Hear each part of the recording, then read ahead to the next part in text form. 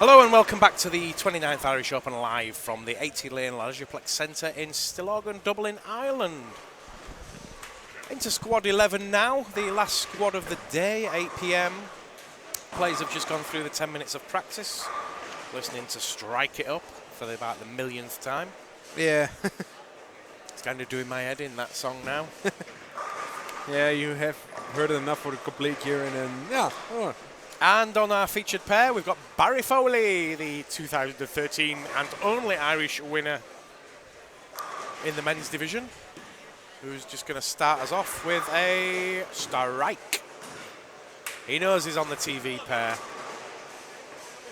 Also on that TV pair, Tom Byrne, Nico Tienpoint. Previous winner as well, 1991, I think. And Liam Kelk. Is it Kelk? Yeah, Cal. Yeah. So yeah, two former champions and the senior champion from last year. Yeah. On the same pair. So welcome back, everybody. We'll just head on into the chat room in a moment. I've just been going through some quick reports on Talk Temping. Oh, we have already a chat from Coach Carter, 2184. Coach Carter. Welcome back. Looking forward to this block. Let's go, Jamie.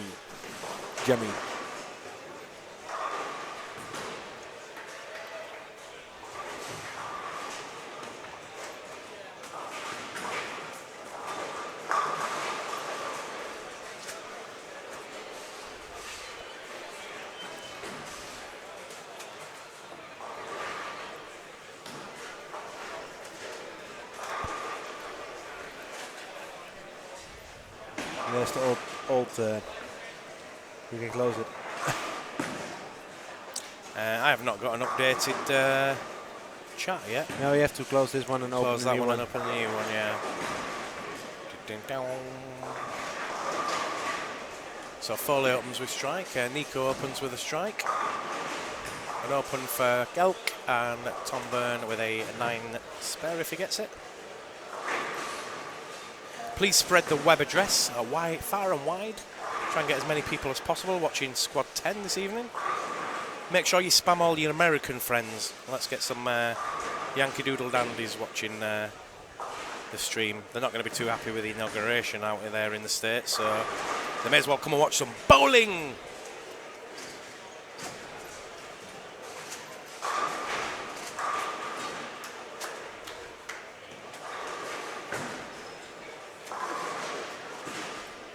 Right, why can't I find chat? You have to get a new stream on. You're still on the old one? Oh, I still got the old one on? Yeah. Huh? You have to get to Talk Tempin. Yeah, that one, and then There you we go. find I thought I was on it. I'm on the Yeah. previous squad there, aren't I? Crazy fool. Squad 11. There we go. And another chat from Coach Carter. Interesting throwing motion on 11. Yeah, we know. It's James Hemsley.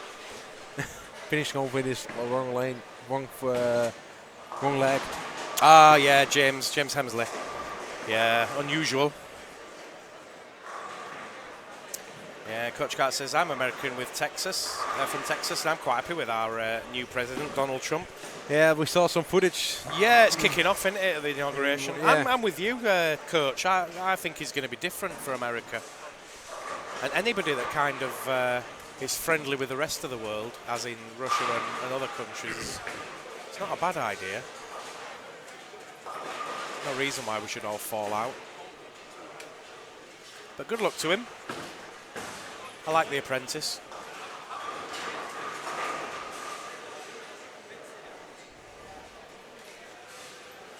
Right, so let's pull out the chat. Pop out. Yeah, and let's get it posted on Facebook so everybody can share it as well.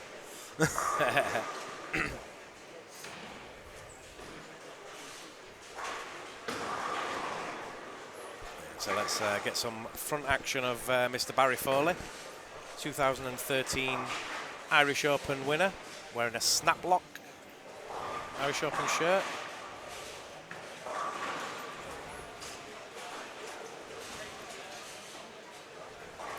Leaves a single pin there. So Barry double and then a single pin. Nico with a strike spare.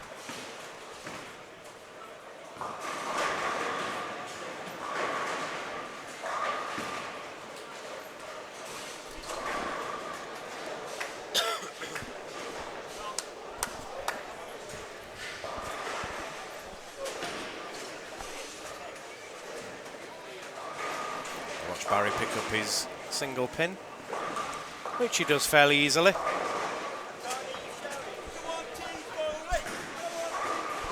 Shout out there to Team Foley if you're watching, which I presume you would be because Daddy's on stream.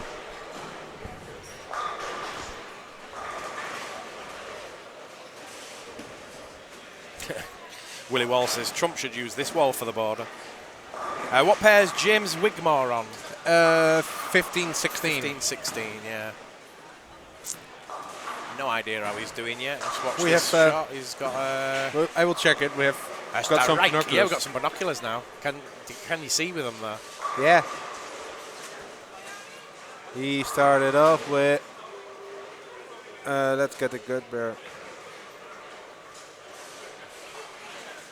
Get focused.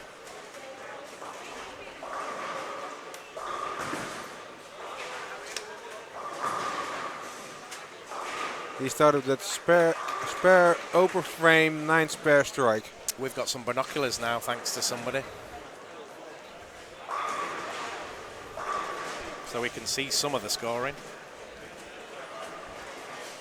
Did you share the address on Facebook yet, or Sorry? did you share the live stream link? I didn't actually, yeah, I'm going to do that now. I'm just going to share the live stream link.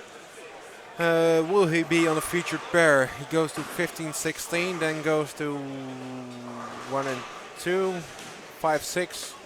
Yeah, he will be on the featured pair in game. 1, 2, 3. On game 4, he will be here on the featured pair.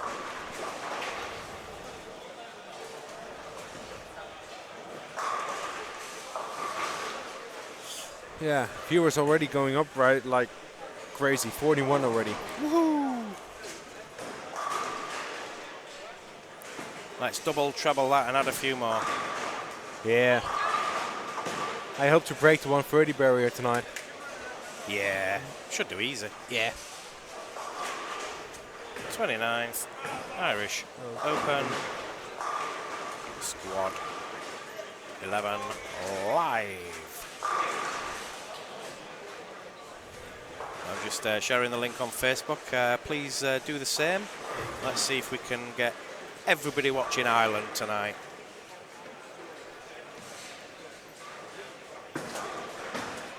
So Foley on a 279 pace, double 9 spare strike for his front 4 frames.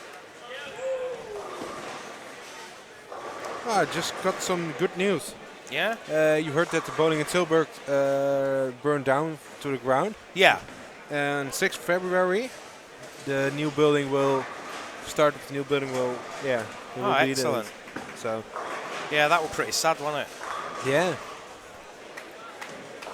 But at least it's getting built again. Yeah. There's many places that kind of they go to the wire and then they never get built again.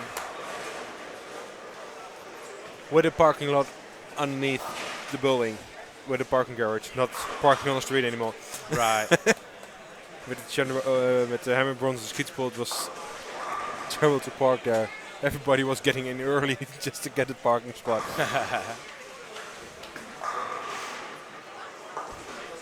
I will share it on the International Bowling Media Association website.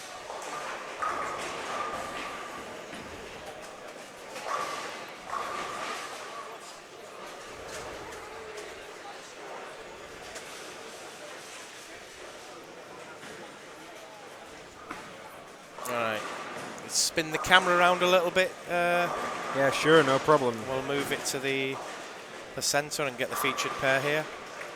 We'll get a close look at Barry and Tom. Like this, or? Down a touch. Yeah, maybe get rid of the banner on the... Yeah, that'll do. This better. Perfect. So we'll get a front-on view of Mr. Barry Foley in a moment. Online scoring, no online scoring.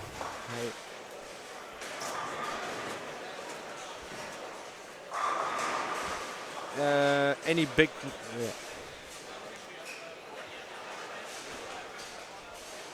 Let's get the chat on as well.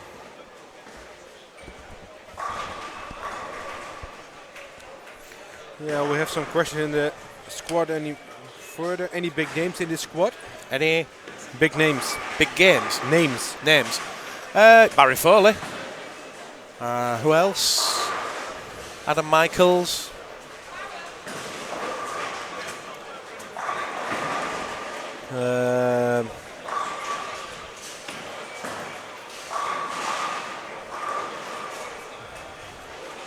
Actually, no, not a massive amount of big names.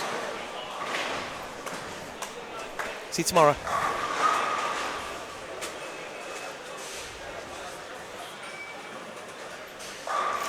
So we'll get this going, and then we've got an interview actually with Barry Brown in the pro shop that we did earlier. Yeah. So I'd like to run that probably towards the end of this game.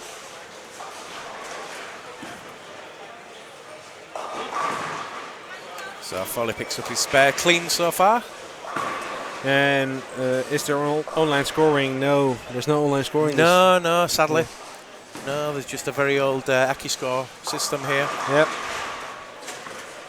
If the Leisureplex bosses are watching, you need a new scoring system. Yep, for sure. And I know just the one you need. Yep.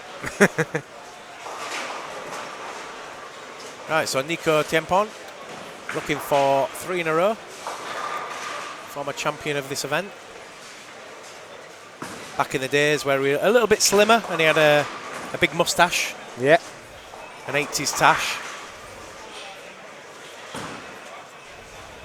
As he comes up high, leaves the 3-6.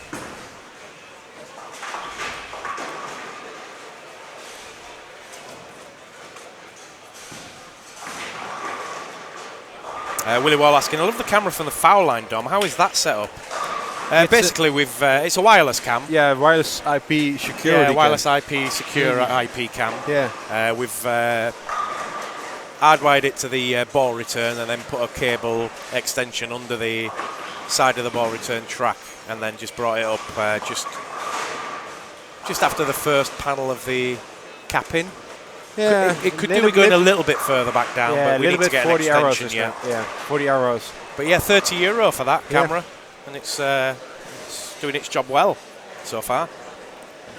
I'll give you a little bit more of it now as we watch Barry set himself up for his next frame.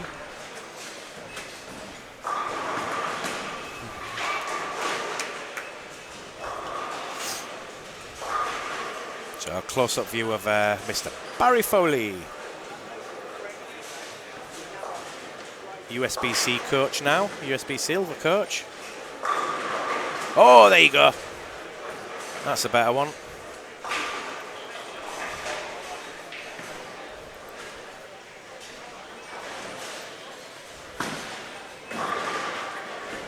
And we'll get a close-up now of Liam Kelk. And then Nico.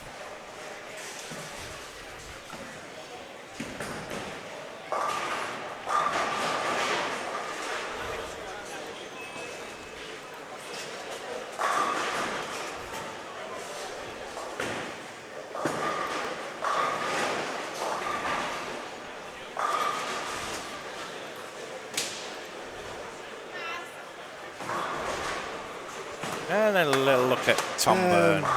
Next year event, do that for all lanes, or is there a limit? Senior champion last year, Tom Byrne. Sorry, Simon. Next year's event, do that for all lanes, or is there a limit? There's no limit, but I don't think it has enough value for it to do all the lanes. I think only the final lanes. If we can get some sponsors for next year, though, it's like if you look at you guys at home, if you look at the top of the monitors there, at the back of them, we could probably put a camera upside down at the on the bottom of the monitor, just behind that little white board they've got on them. and then we'll invert it and then face it towards the pins. Then we could get every single lane. Then we need to work out a way of people selecting their own camera somehow. Yeah, all we have to do is like we did now and just switching yourselves. Yeah. The trouble with having so many cameras is everybody's going to want a different camera. Can you put it on this one? Can you put it on this one? It's very hard to keep everybody happy. Yeah. You're kind of probably better off staying in one area. And there you go, Barry. Can you open the chat as well, because it's a little bit easy, I think. Team Foley's here. That's why they're not on the stream. We've got one of the little ones here, and they all here. Team Foley. I was just wondering why you weren't on the chat or something, but you're all here.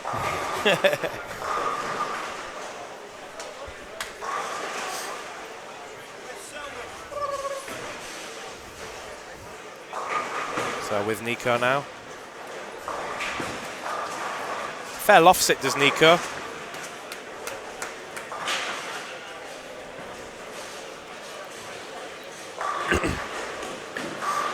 But yeah, new addition this year, the front-facing cam, and it does give something to the tournament, I think. A few different angles is pretty cool. It's going to make for a better final, I think. Almost professional, dare I say it. Let's have a look at the long shot of Tom Byrne, the senior champion last year. Nice step on the 4-pin. Really nice one.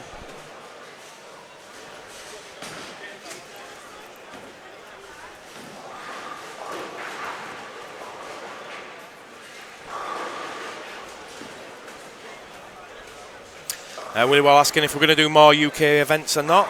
There is a new tour happening. I've nothing lined up until possibly Malta and the World Cup in Mexico next year. So I mean, I'm available to do stuff if somebody wants to have us there. But the trouble with I think we've got in England is a lot of the centres that haven't got a decent Wi-Fi or a good internet connection to the outside. Yeah, it's not ideal. Barry strikes again. Sorry, I just missed that one. Too busy talking.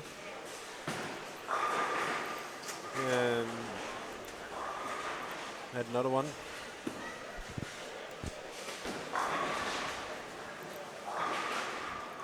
Hey Dom, great job again with the stream. Sadly couldn't make the event this year. Any of the Scottish guys in this squad? And do you know if they'll feature on the streaming pair? Scottish guys in this squad? Don't know. Pubs are open though. The Scots will be in the pub. Like a lot of. Nice to see you there, Stephen. Yeah. I don't think so. I think the Gillespies and Co. and Mr. Claxton they played earlier. Yeah. So I don't think they're going to be playing tonight.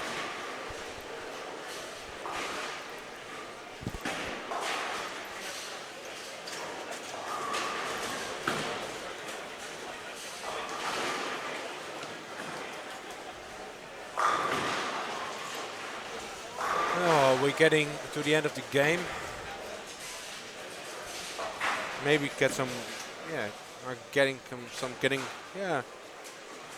some what? Scores. Let us know then. We're getting some. Yeah. Getting some what? Yeah. Are we getting some? Yeah. That'd be nice. Is there any news on Leisureplex? Wasn't there a rumor that it was closing? I have no idea. Maybe. Sorry? Is there any news on Leisureplex? No, we've not heard anything. No, I don't think it is. And if anything, I think it would get renovated. I can't see any reason to put any more shops around here. They've got plenty over the road, so yeah. I don't see any reason to get rid of the ball if it's making money and it's paying its rent on time. But as we've said, we need a new scoring system here. If you could get anything, that'd be on the wish list. Yeah, and maybe upgrade the toilet. Oh, no points for the refusal, Barry. Back again. Just set your process off again. I like to see that though. I don't like to see bowlers when they're not fully committed going through a shot and then coming back moaning that it was a bad shot. Yeah. He did the right thing then. Somewhat wasn't right, so he came back. Gets to play the shot again. And to be fair, he's on 3 in a row, so yeah. if things are not right.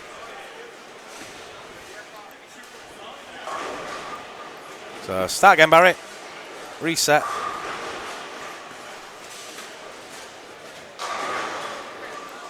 Yeah, we have on lanes 13 and 14 with Santu again on 9 spare, 9 bagger. There you go, Barry. That's a bit of animation from the man.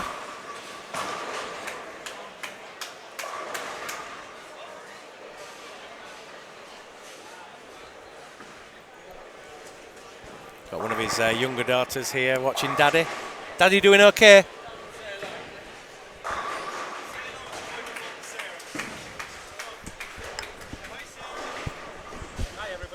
Hi everybody! Hi Sarah! I'm watching my daddy and he's going to win it. I'm watching my daddy and he's gonna win it! Yeah! Well done. Yeah, that's what you call a fan club. Team Foley. You want to beat one of them? Got no chance. You got to beat all of them. And we have a 279 from Santu. 279. Yeah. Yeah, he's been good. He's been bad, but he's been good. He's going up and down, all squads he played. Yeah, if he could just keep 6 games together, he'd probably be leading this. Yeah. But easily can shoots 170s as well. Yeah. So we'll stick with Mr. Foley.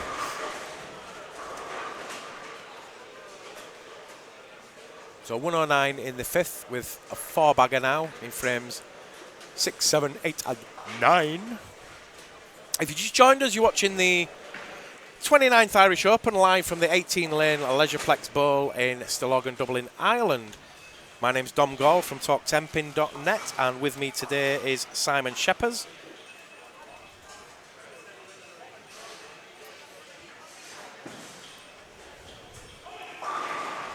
Oh, taps it.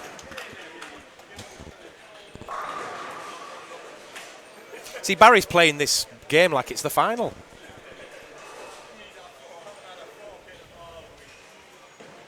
Yeah, he's already in, but Yeah.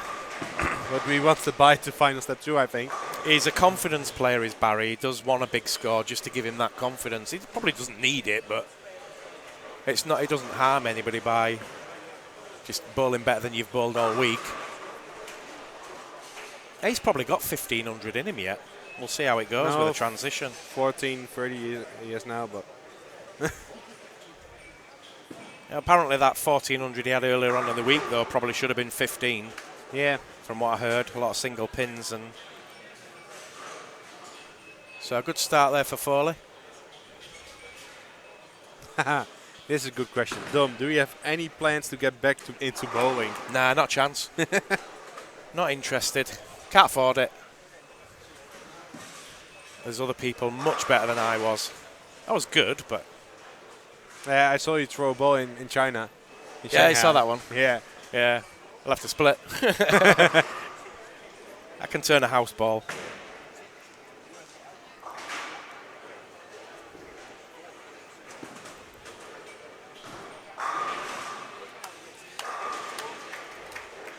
Hi Dom, two Scots in this squad. Martin Williamson and Michael McCall, both near The top lanes 4 or I've 6. not seen Mr. Williamson.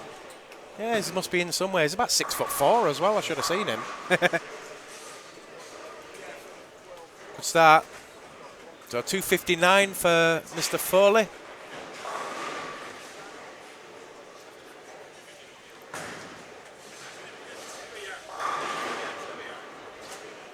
We're here with Nico.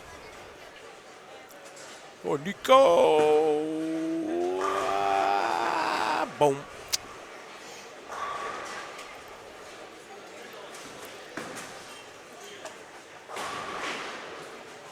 Drew Williamson. Hi, Dom. 2 Scots guys in this squad then. Yeah, we've just done that. Yeah, Martin Williamson, Michael McCall. Both near top lanes 4 and 6. We'll see them at some point then. Hi, Drew. Hope you're well, sir.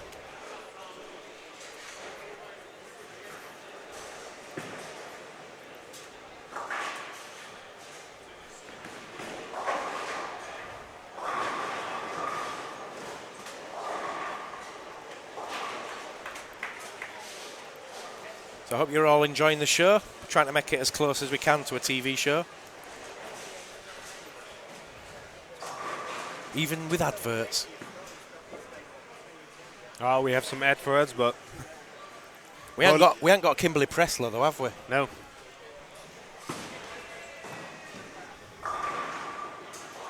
Oh. Oh, Mike J. Or Mike J.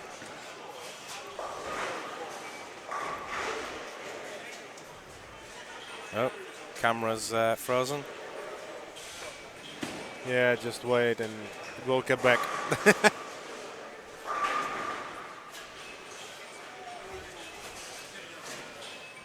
Maybe a thing for next year, get a wired connection instead of a wireless connection. For those. Yeah.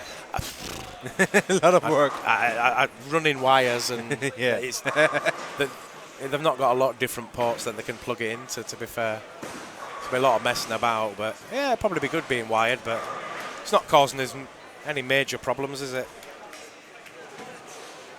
It's actually adding to the value of the show at the moment. So yeah, we'll just get this game finished, and we've got like a few minutes before we get on to the next game. So we're going to run an interview now that we did a little bit earlier with Barry Brown, who runs the pro shop here.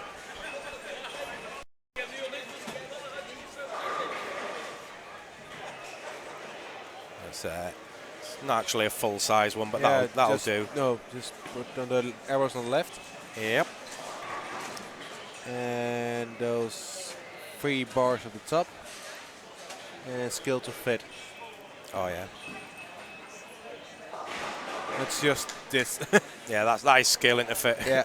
I will leave it at that. It's, as long as we get the interview through. So Yeah. we've got about 3 or 4 minutes before we go into the next game. So we're going to go with a quick interview with Barry Brown of the Pro Shop. We're here with Barry in the Pro Shop. How's business at the moment, Barry? It's been pretty brisk, thank God. Good Yeah. to see all the international bowlers in, buying some stuff in the Bowlers Pro Shop here. You've got a lot of stock. Yeah, good value as well. That includes the drilling there, the prices. So obviously the Scandinavians are quite happy about that, you know. Are they cheaper than what they're paying? Yeah, usually. not cheaper, yeah. When I look at that price, and I think that's quite expensive, Yeah, but yeah, the bowling balls are That's expensive. in euros, remember? You're in Yeah. GP. Yeah, true, but I mean, yeah, they're about 190 for us, so it's right price, but it's when you see it bigger, you think, ooh, you know, that's more. But yeah, obviously with Storm on board as sponsor, we've got the equipment in and plenty of it, you know. So Which is your best-selling ball? at the moment is the Cold Black, new Storm ball, very strong, very Have you any timeless in yet? not just yet, no, wait. Are they on the way? So the next a couple of weeks, I think. Yeah. I didn't check with Bowtech now, but obviously didn't have any last week when we were up. I think it's February release, is it? February, something like that, yeah. What's been the best seller you've ever had? The best seller. That's a very good one. Probably be definitely a Storm. I'm just trying to think what was really good. Virtual Gravity, Domination. Yeah, Prodigy was one of the Prodigy. good ones, and of course the High Road Original. Yeah. Which is still very sought after. Yeah. A lot of people still looking for them. Dominic, you know. Yeah, so how many balls have you drilled this week already? It's been pretty good, a bit of everything. Probably done 10 or 12 anyway since yesterday. So Yeah. it's been pretty good. Plastics all the way up to the Cold Black there, and a fight for one of the Finland guys there. So hopefully now he'll go and have 300 and get a free ball then off Storm. How many times do you open a week? Open 3 times a week. We open Monday Good League here on Monday evening from 6:30 to 10:30, and Wednesday Nura Good League at trios, and Saturday we're here with the juniors. All day is pretty busy, and then once a month I run an event called the Rocks. Oh, yeah. One of the sponsors Yeah. on the boards there, and that's once a month singles. Scratch handicap, we get about 40 bowlers a month for that. So we get a lot of the country bowlers, which is really good because they come in, they buy some stuff. Yeah. You can meet up with them and go through some stuff. You know. Oh, excellent. So of course we have Dave English in here, who's national team coach. He works in here with me. Right. We do a lot of coaching from that end, just going forward is really good. So we can do up arsenals for people and stuff like that. So. How's the future generation of Irish bowlers? Are you getting many juniors coming through now? Yeah, it's been pretty drastically gone down in numbers now. I mean, I'm here 20 years. 90 I started drilling. 94 I started working in the pro shop for myself, and the huge numbers have really come down. Like, you know, I mean, you come here in the club and there might be 15 kids here. There used to be 24 lanes or 4 in a lane. Like, Yeah. You know, pretty bad, but it's all the way through, from youth up to adults, run the events, like I said, we try get everything in together and we're really trying to get all the bowlers to play together at once, because at least then it's more of a club, and going forward I think that's what they need to do, So yeah, definitely. But overall, there's still money in the pro shop business. Yeah, obviously I work full time and I love doing this. And you have another job then? Oh, I have another job. Oh, right. I thought you're right. I'd love to be here all the time, every day, What else do you do then? I'm a contractor for DHL. Oh, right. Okay. Yeah, that pays the bills, keeps me happy, and so this is the holiday money and the new shoes and exactly. I mean, it's my trade, I suppose. That's what I was going to go to the States years ago and try to do it with AMF that time. I booked the World Cup in '96 with jeez, I don't remember the chap's name. Anyway, the American guys were over. He's actually a go-level coach now. Just the name just gone off my head. But I worked with them, so I learned so much from them at the time, So that helped, So brought a few tricks in from them, and that helped me going forward, And how's the family? Yeah, all good. Yeah. How's the little one? Yeah, little one. Yeah, she's good. Yeah, 16, 17 months now. 17 months. Getting interesting now then. Getting interesting. Yeah. Yeah, with that little guy, She's a little but I know what you mean. It's good to have them, So they keep you busy. Excellent. Well, good luck this week. Hope you make plenty of money. And got 30th next year, so it's going to be a bumper event. They're planning something special. That's all I've got wind of. I haven't been told anything. Good. We need a big sponsor, and obviously, Stormers are on board again next year, so let's hope they can put a little bit more into it. Maybe an outdoor one, like Guinness or one of the big Irish companies, just to put some money in and. It's hard to see. Guinness is the alcohol with the sports doesn't really go too well, especially now, But look, you have to try and Well, that's it, maybe Rocks might do a little bit more, Yeah, we'll all get a diamond ring. Over in Stillorgan there, don't go over. Look after Victor, he's a good lad. Excellent. Well, good luck this week, and we'll speak to you probably later on. Happy days. Cheers, man. Good luck with yourself. Thank you. And we're back again to the 29th Irish Open live from the Leisureplex Bowling Centre in Stillorgan, Dublin, Ireland. That was Barry Brown from the Pro Shop. We'll get a few more interviews with players tomorrow. Ready for the evening show? Yeah, we have some questions in the chat again.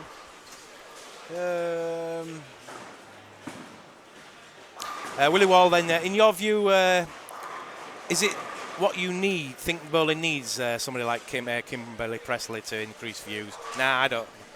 No. A joke more than anything. I don't think you need all that sugar-coated stuff. I want to see somebody knowledgeable in the sport, to be honest. I don't care if they're good-looking or not.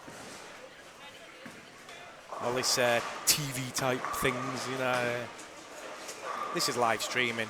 Don't need all that, really. Enjoying the commentary. When does the drone come out? Looking forward to seeing if your piloting skills have improved. Unfortunately, couldn't do a deal on the drone to come this week. I've got it at home. I've been testing it. I've been training on it, and my flying is a lot better. I've not crashed now. Don't crash at all anymore. I've even let my little girl, my 8-year-old, have a go on it. And she's awesome. She's not crashed it either. But it's a good drone. It's one of them they're easy to pilot anyway. I think the one that I had in Shanghai, it weren't as technically advanced as the one I've got now. The balance wasn't as good or anything, but this one, it's just, you press a button and it floats up to about 4 foot and just sits there, waits for you to decide what you want to do with it. I've not really got to grips with the technology yet, because you can kind of self-pilot it by just pointing on the screen where you want it to go and all that kind of thing. I live near an airport, you see, so I've not really had a chance to take it up. I shouldn't really fly it at all. But I've taken it up to about the height of the house and down again and just played around a little bit. Almost flying into your own head. Yeah. Well, the beauty of this one now, it's got sensors on it, so if it's coming towards you, I could do it as fast as I want, and you'd be crapping yourself thinking it's going to come and hit me, but it'd get within about 2 foot of you, and it'll just stop. You get a beep, beep, beep, beep, beep, beep, beep, beep, and it just won't go any further. Yeah. Coach Carter, what did Wigmore end up with? I have no idea. Yeah, he's now on lines 1 and 2, so yeah. We'll have a rundown and look at some scores very shortly. Holly Storan, hey Holly, you okay? Excellent presentation. Lane camera is great for €30. Can't go wrong. Willie Wall, what do you mean you didn't strike a deal with the drone? How do you have to ask permission, etc.? The drone was given to me by Cubica AMF, but as far as I know and I understand, it's their drone, and I'm going to be using it on Cubica AMF events. So if Cubica AMF have got a sponsorship deal within a tournament, I can use it. But the actual striking of a deal was Cubica AMF, well, Storm so much didn't necessarily want to share the sponsorship of this event at late notice. So we're unable to feature the drone this week. But there is every possibility that the drone will be in Ireland next year for the 30th. And Cubica AMF are looking at events to possibly send me over to use it. But yeah, I've got pretty good with it now. I'd be able to fly it across the 18 lanes here, no problem. And it's actually not a decent-sized roof here, so I could take it up and it would look pretty cool. Quite proud of that drone. I've noticed a lot of people starting to use them, and Storm have been using them in ball videos recently. So it's a good idea to use a drone in bowling to get some like unusual shots. But yeah, apologies if the presentation's not amazing. It's an improvement on a lot of other streams out there, but I won't pretend that I know what I'm doing or we know what we're doing. We're kind of just playing it a little bit and just trying to do different things that other people are not doing. Some things will work, some things won't. I think the green screen's probably one of the best things we do. Yeah, maybe the next one should be a little bit more, a little bit thicker because you can see through it right now. Oh, can you a little bit? We could have doubled that up actually. Yeah. I only brought the small bit. I should have brought. I've got like 12 foot of that stuff. We could have had a desk and everything, but yeah, we can improve on that. But it's not bad for 70, 80 euros as a green screen. It kind of adds something, I think, to the show. It's not a Cubica MF branded drone, it's just they bought it. So it is going to be a branded drone though, because I'm going to get some stickers for it. Might even have a competition to name the drone. If I were bowling and a drone came flying past me and distracted me, I'd probably smash it to pieces. Yeah, and you do quite right, Peter. But we wouldn't be running the drone other than at practice at the beginning. It's never going to come out while people are actually bowling.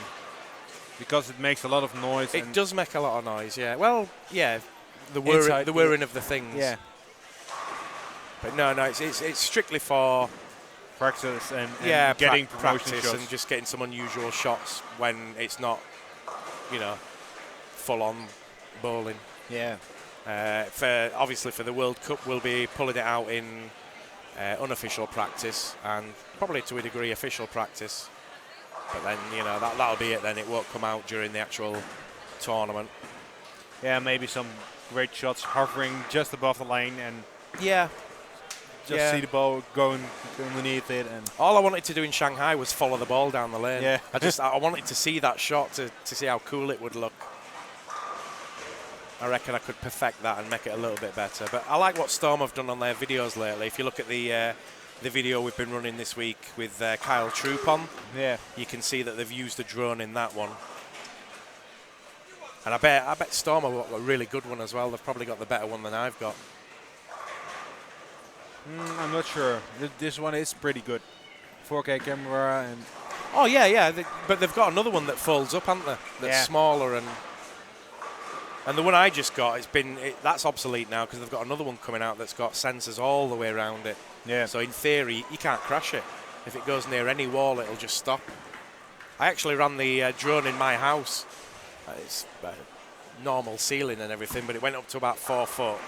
And I could fly it around a little bit, but then it got anywhere near a wall, it wasn't liking it, it just wouldn't move. Yeah. So you can do it inside, it's not a problem.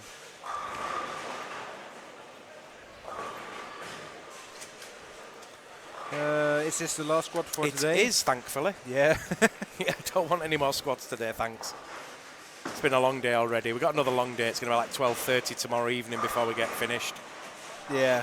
And then we've got to be up at crazy o'clock in the morning. Make it 1, I think. Yeah, I'd be surprised if we're done by 1. I think 12:30. I think we're supposed to be done by, but if there's any sort of delays, and we'll get them tomorrow. Yeah. You always get them on a Saturday. Final day, first of the final steps. But to be honest, I don't mind because you kind of run on adrenaline in the last 2 days because you're just excited about the tournament and Yeah. who's going to win it, and you don't really have time to worry about anything. The main thing for us really is just the technology continues to work fine.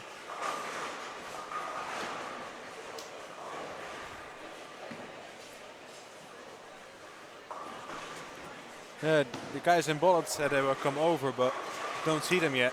Who's that? Elko, Jenny said they will come over and watch bowling, but Yeah, but they're probably watching it on the TV screens now. I think they put them on there. So if you're watching in Bolands, hello. And if you're wondering where we're sitting right now, I'm waving and Yeah, let's wave. Hello, Mum.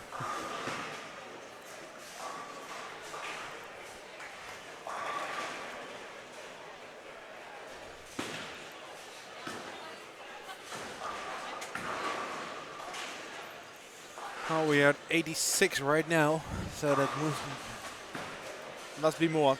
There isn't a link to live scoring, Peter, sorry. No live scoring in Ireland. No, just scores after the squad online.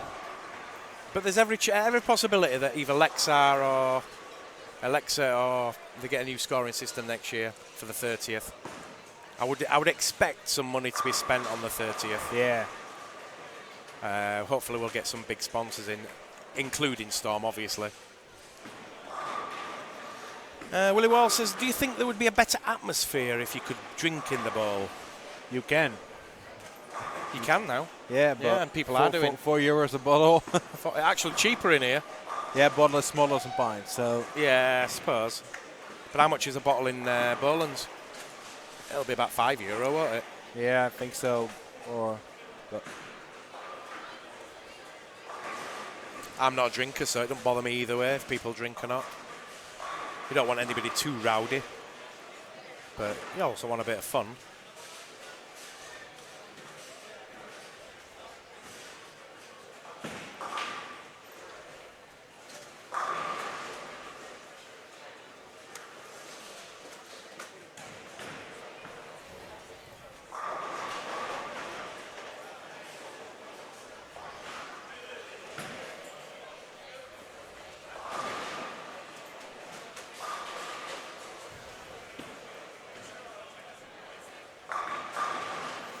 Yeah, good shot there from Lisa Rice. Lisa Rice. Yep. We've got Jeffrey Kingman, Greta Heroi,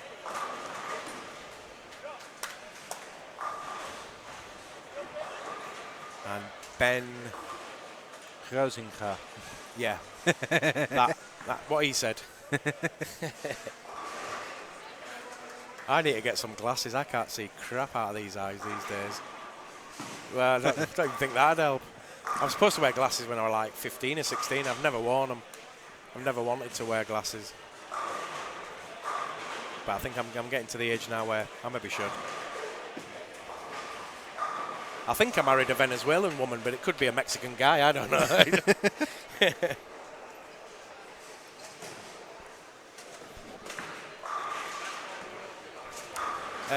Would it be a rowdy atmosphere like darts? I don't think so. I don't mind if it probably would be. I mean, if you like Timmy Mack was saying earlier about if the Weber Cup was to travel, the best place to take it in America would be Portland, Maine. Yeah. Because they did some PBA stuff last year with the rowdy crowd and all the rest of it, and they really liked it. You know, they're not used to that kind of a show, I think. In bowling, I mean, the Weber Cup's been like that for years, but Yeah. they touched on what it can be like, and yeah, bowling does need to be a little bit more like a stadium sport, if at all possible. And in your opinions, what is bowling missing to make it popular and successful? Yeah, what's it's missing? I don't know if it's missing anything. No. I think we touched on this before about the popularity side of bowling, that there's just so many things for people to be into. Then bowling's just a part of life, really. you will get a certain amount liking it, but you won't. It's never going to be football crowds. Not anymore. I think if anything, you've just got to do a good product when you do it. So if you're doing live streaming, do a decent job. If you're doing TV, do a decent job. Make it watchable. Yeah. You're not gonna excite everybody. Peter Smith says, "Oh, shouldn't have any Venezuelan bolivars in the bank, Dom." It's funny that actually we had like 500 bolivars or six or 700 bolivars that we brought back 4 years ago, and over the last year it's gone from being worth something to not being worth anything. It's probably worth more putting it on eBay as an old note that you can't get anymore. Yeah. It's pretty shocking what's happening in Venezuela at the moment. It's a bit sad, really, because it's a lovely country. When you go to the Cayos and the beach, it's beautiful. They've got the Andes there, and in the south they've got the Amazon and Angel Falls. The one thing I've been disappointed in Venezuela when I've visited is just the lack of tourism, really. They've got potential there. But at the moment, I'm too scared to go. I've been to Caracas loads of times, and I feel safer there than I do in London.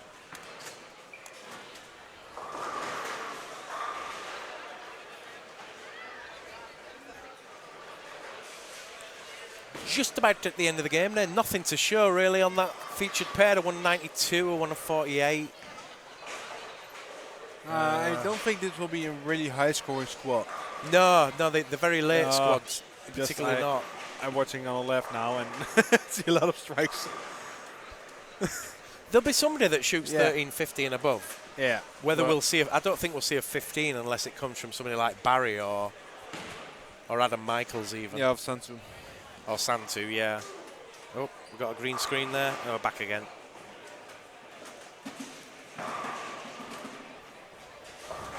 Okay, I'll rephrase my question, says Willie Wall.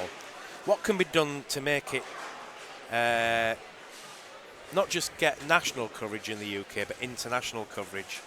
Jesper winning the award helps a little bit.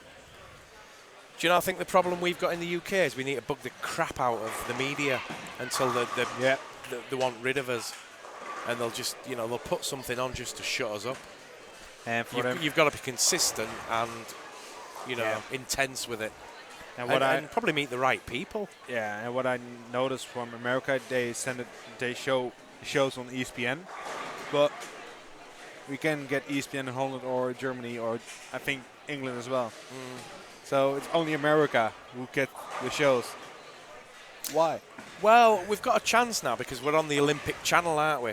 So if somebody produces a quality bit of content, then they're likely going to be showing it because they're going to want content this year from bowling. And if there's nothing to show, then it's not going to get on. So people like us and people like USBC and stuff need to up the game a little bit and get it to a standard where it is good enough to go on Olympic TV, which kind of rules you and I out. I don't think if we're going for Olympic glory, we want Dodgy Dom and Simple Simon. No. What was Santa's first game? 279. Willie Wall says, Chris Sloan is my hero. Right, we're just going to go off to a short break. We're going to have a look at the Storm Code Black, I think. Yeah. So we'll be back very shortly. Don't go away.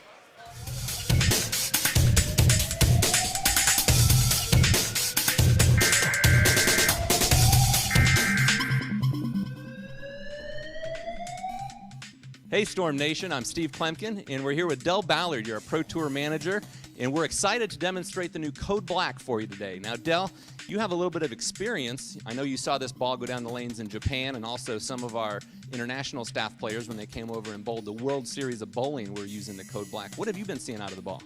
Well, Steve, the very first thing I noticed out of it is how it just kept on coming. A lot of time around the corner, a lot of times with guys that have high rev rates, the asymmetrical balls will kind of just quit. They'll slow down, get to the preferred spin axis, and just kind of slow down. Code Black just kept coming, so you never lost that entry angle going into the pins. And that's for the high rev players, like you were saying. At the pro level, we definitely see that. Yes. And for the lower guys who threw the ball a little straighter, you know what? Just barely cracked the shell a little bit, make it start a little sooner, and just kept on coming. It allowed them to play about 3 to 4 or 5 boards deeper than they normally would, and the ball would keep coming through the pins. A lot of hook on the back end. Let's go ahead and turn these lanes on. Let's throw some shots and show you what we're talking about.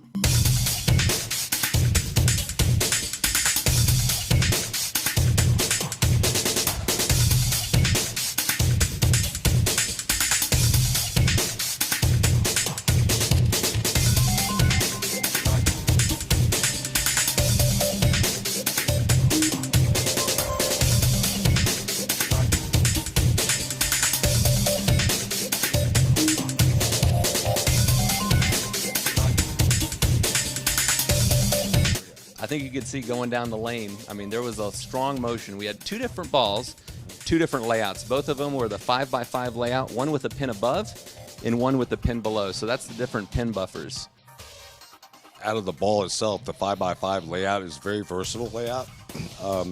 You might go like a 4.5x5 if you're a little less revs, you know, a little lower rev rate, but always keep that mass around 4.5 to 5 inches, and it really gets down the lane and wants to kick on the back, either pin up or pin down. And I think when we're looking at, if somebody's kind of going through in their mind trying to decide, do they want to add the code black to their arsenal, I think the decision really is looking at, do they need a ball that's going to give them a little bit more hook down lane? Yeah, a lot of times when you're dealing with solid covers or stronger asymmetrics and they get the mass a little closer to the axis, they have a problem with it quitting on the back. You can drill this ball up a little bit, just a little farther from the axis, and my gosh, it comes around the corner. And that's one of the things I know when you're out there on tour working with the best players in the world, when you're looking at some of these layouts and trying to find out, exactly what kind of a motion you're going to get, you're trying to control the break point, trying to control entry angle, trying to control motion down lane. And that layout can be key in terms of them getting the look that they need in order to strike as much as they want to, right? Yeah, exactly. Sometimes, a lot of times, too much back end's not good. But if you can control it when it hooks and when it starts by using a little bit of surface, it'll definitely give you the motion. All right, Dell. Well, hey, thanks a lot for being here. Appreciate it, Storm Nation. The Code Black, it's available November 22nd. Make sure you swing by and visit your Storm VIP Pro Shop and reserve yours today.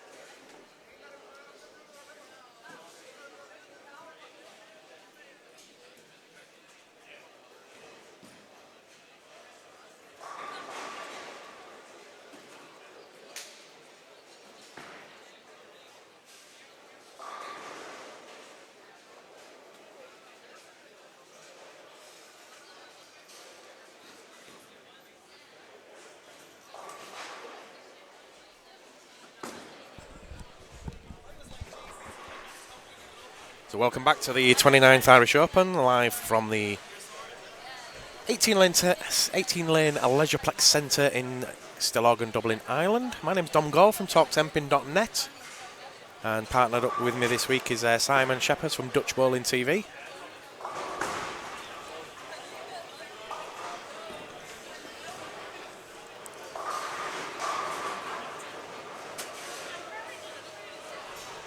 Keep your questions and chat coming in. Going back to the question about how would you make it popular, Willie Wall, what would you do? What would you guys out there do to make bowling any more popular? Is there anything we can do?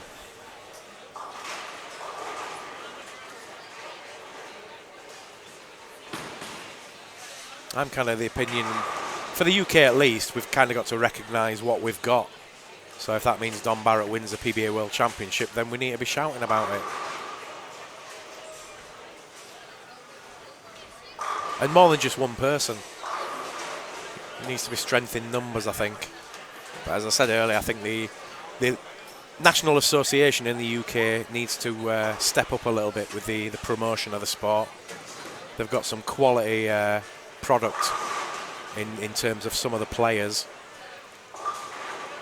They could be basing something around those. I'd like to see Don Barrett in the odd school or on a standee in Hollywood Bowls or something like that. It might be a leisure industry, but it is a sport as well, as we all know. But what do you all think? I'm not the oracle. I'm not the guy that knows anything about anything really. Got opinions like the rest of you. But I'm quite happy to change my opinions if somebody comes up with a cool idea, and I'll get behind it. So Kimberly Oakley. She's a player from the past, isn't she? Kim Melsham, I believe she was first called, and then Kim Coote. And Mr. Oakley, married. And now Kimberly Oakley. Had a few years out, brought a family up and everything. And she's back in the seniors, showing the talent that she had as a youngster. Won quite a lot of tournaments back in the 80s, Kim Coote.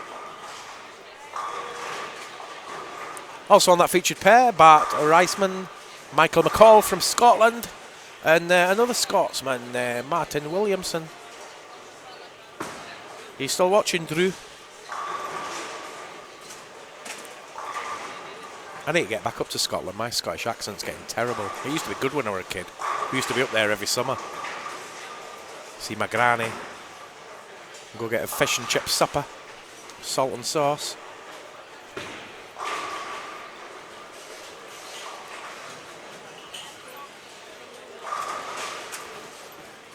Yeah, you don't get commentary like this on USBC. Probably a good reason for that.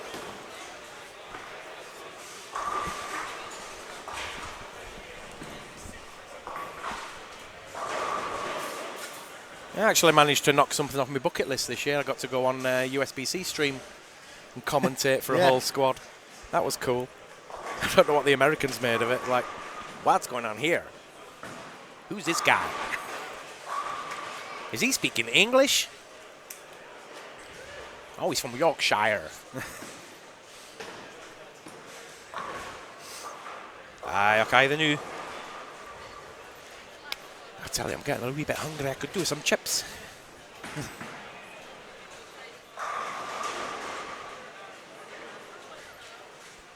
Right, Willie Well then, in answer to his what do you do to make bowling more interesting than all the rest of it? Hollister answers, reduce the price. Yeah. Yep. I think we've got no chance of that now. Everything's just going to go up a little bit. Willie Wall says, I remember watching a Storm video of Daniel and Marshall Kent asking the public their view on bowling. Yeah, Jason Belmonte and Deandra Asbady also did a video like that for international coaching or whatever they're called. International Art of Bowling. Art of Bowling, that's it, yeah. IAB. IAB. Yeah. Willie Wall says, you need a company that's for bowlers and not just for profit. Bowling equipment is released too often and is too expensive. Unless you have a ball deal, it's tough for the average Joe. Yeah, all that's true. Yeah. I can confirm that. I used to buy 3-4 balls a year at least. And yeah, there are £1,000 down just in balls. Oh, pin flying up the lane there.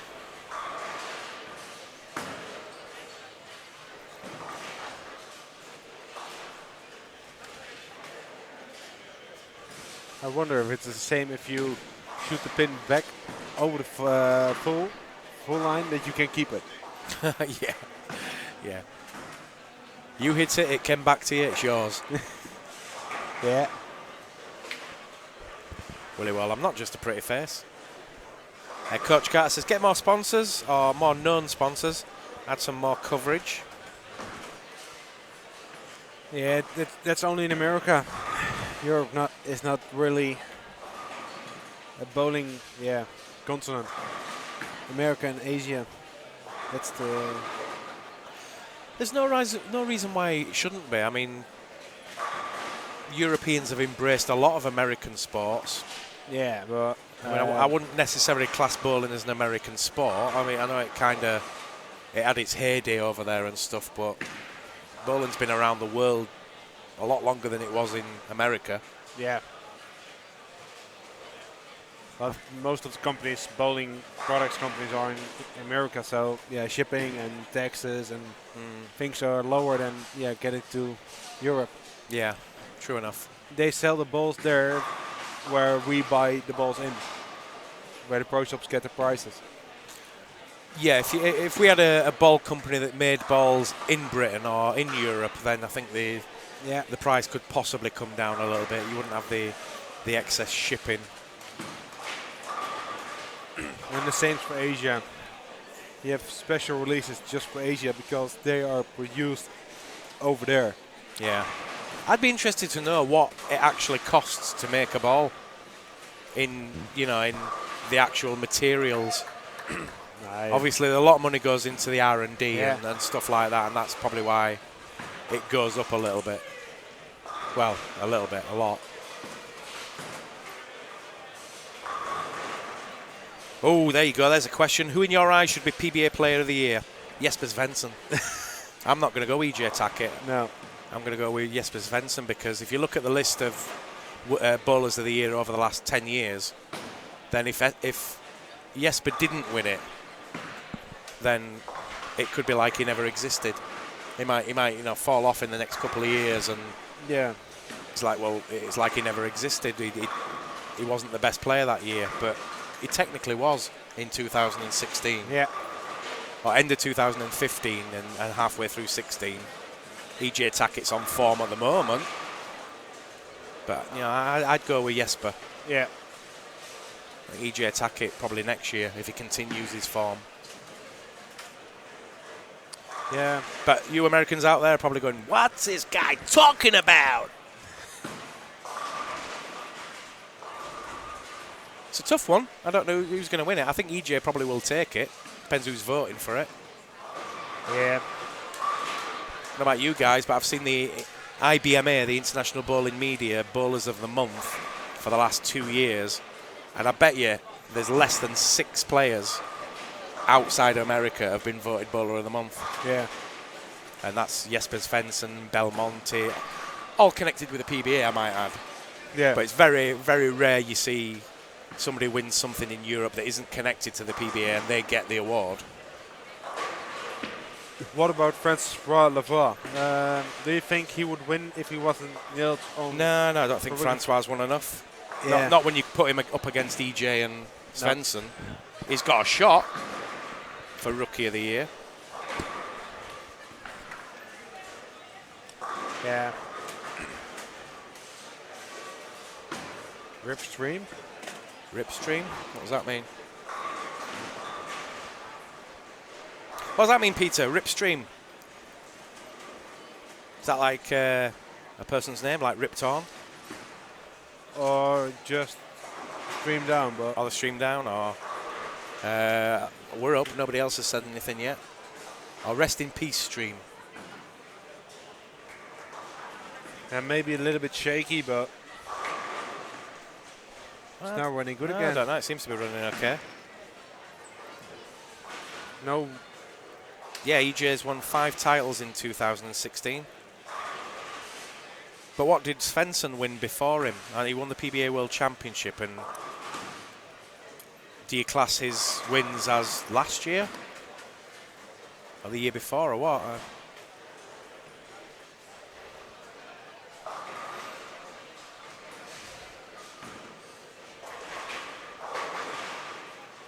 Yeah, we know what Rip means, but... Right, get you. Right, it's okay now, Peter, good. Yeah, that's a YouTube problem. Right. We had it a couple of times at home as well. People saying, yeah, it's shaky, and... It's not, yeah. And we can see stream is running fine over here. YouTube doesn't give an error. It's just refresh, and everything will be fine. Right, let's turn it back on you guys then. I've shot myself in the foot by saying yes for Svensson, but who would you all pick? Are you all with EJ? Or do you think I'm right in thinking that Svensson should maybe get it?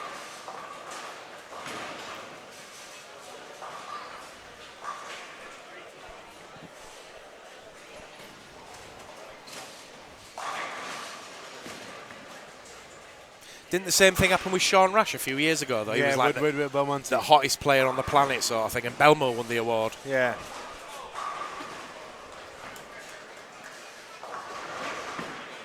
Yeah, I watched a couple of weeks back the clash between them. Between Belmonte and Rush. That game. 3 games total pinfall, and yeah.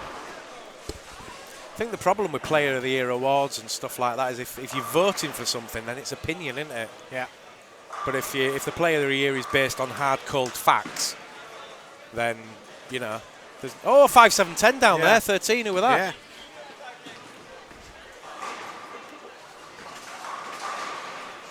Yeah. We probably caught that on stream as well. Weren't actually watching. Willie Wall says, at least EJ plays the game correctly and uses one hand. I think Chris will get back on that. Coach Carter says EJ or Francois.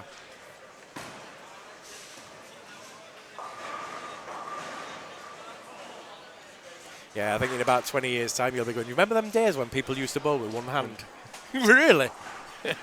No, I think there will be always... There'll always be a one-handed Yeah. bowling, yeah. And I think it's probably advanced as far as it can now. I mean, what other parts of your body could you add to... You're going to kick it down the lane and bowl a 300? Or are we going to see more backwards bowling? Yeah. Francois will win Rookie of the Year. If he wasn't a rookie, it will be interesting to say the least. Are you guys serious about that, or are you joking? No, he will be Rookie of the Year because it's... No, I mean the next bit, two-handed bowling should be banned. It is ridiculous. They tried, but... For those of you out there then that don't like two-handed bowling, what is your reason for not liking it? Because of the power on the back with flying pins. Yeah, but what's the difference between 25, 30 years ago when people were palming it? Yeah. What is the difference? Because from what I've seen of, especially Belmo, he actually bowls one-handed. Yeah, he can, yeah. He supports the ball all the way through the shot, but then in that split second at the end, he's palming it. Whereas Osku actually does use two hands to put revs on it. Yeah. He's proper twin grip is Osku. I mean, maybe Mr. Sloan out there can tell me, are you a two-hander or a one-hander? Yeah, one-hander with one support hand. Are you more support, or do you actually use your second hand to get rotation on it, Chris?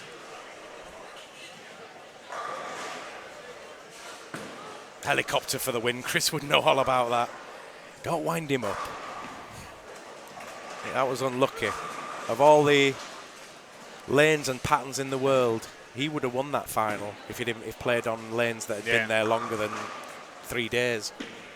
They'd literally hardly ever been played on, so the back ends were immense. I was talking to Nico about that, and they had unofficial practice, and after that the oil machine broke, so they put it in on a Kegel Flex, so it reacts totally different, and that's why it became a lot harder. I think it helped the tournament in the end, though, because it made it more shot making, more shot making than just carrying all the time. Yeah. And as we know, Chris Sloan produced the biggest jump of any player in the history of the World Cup. We're talking a lot of years history to make that kind of a jump. Everybody on a pattern that was difficult. Everybody thought, it was out. He was out. He had no chance. They hadn't even made a shirt for him. Yeah. You know, he wasn't going to make it, and he did, big time. Yeah. I'm a hit because I can't do it. I will never. Yeah, I can never go two-handed. I've tried. Can't do it. Willie, well, I'm a hater just because I can't do it. That's fair enough. Hi all, Stu779. Hi all, making regarding bowling more interesting. If the UK have 6 tournaments a year where top 16 bowlers are guaranteed to bowl match play, then have a qualifying tournament to get another 16. Peter Smith is once the ball enters the swing, there should be a rule, only one hand can be in contact with it.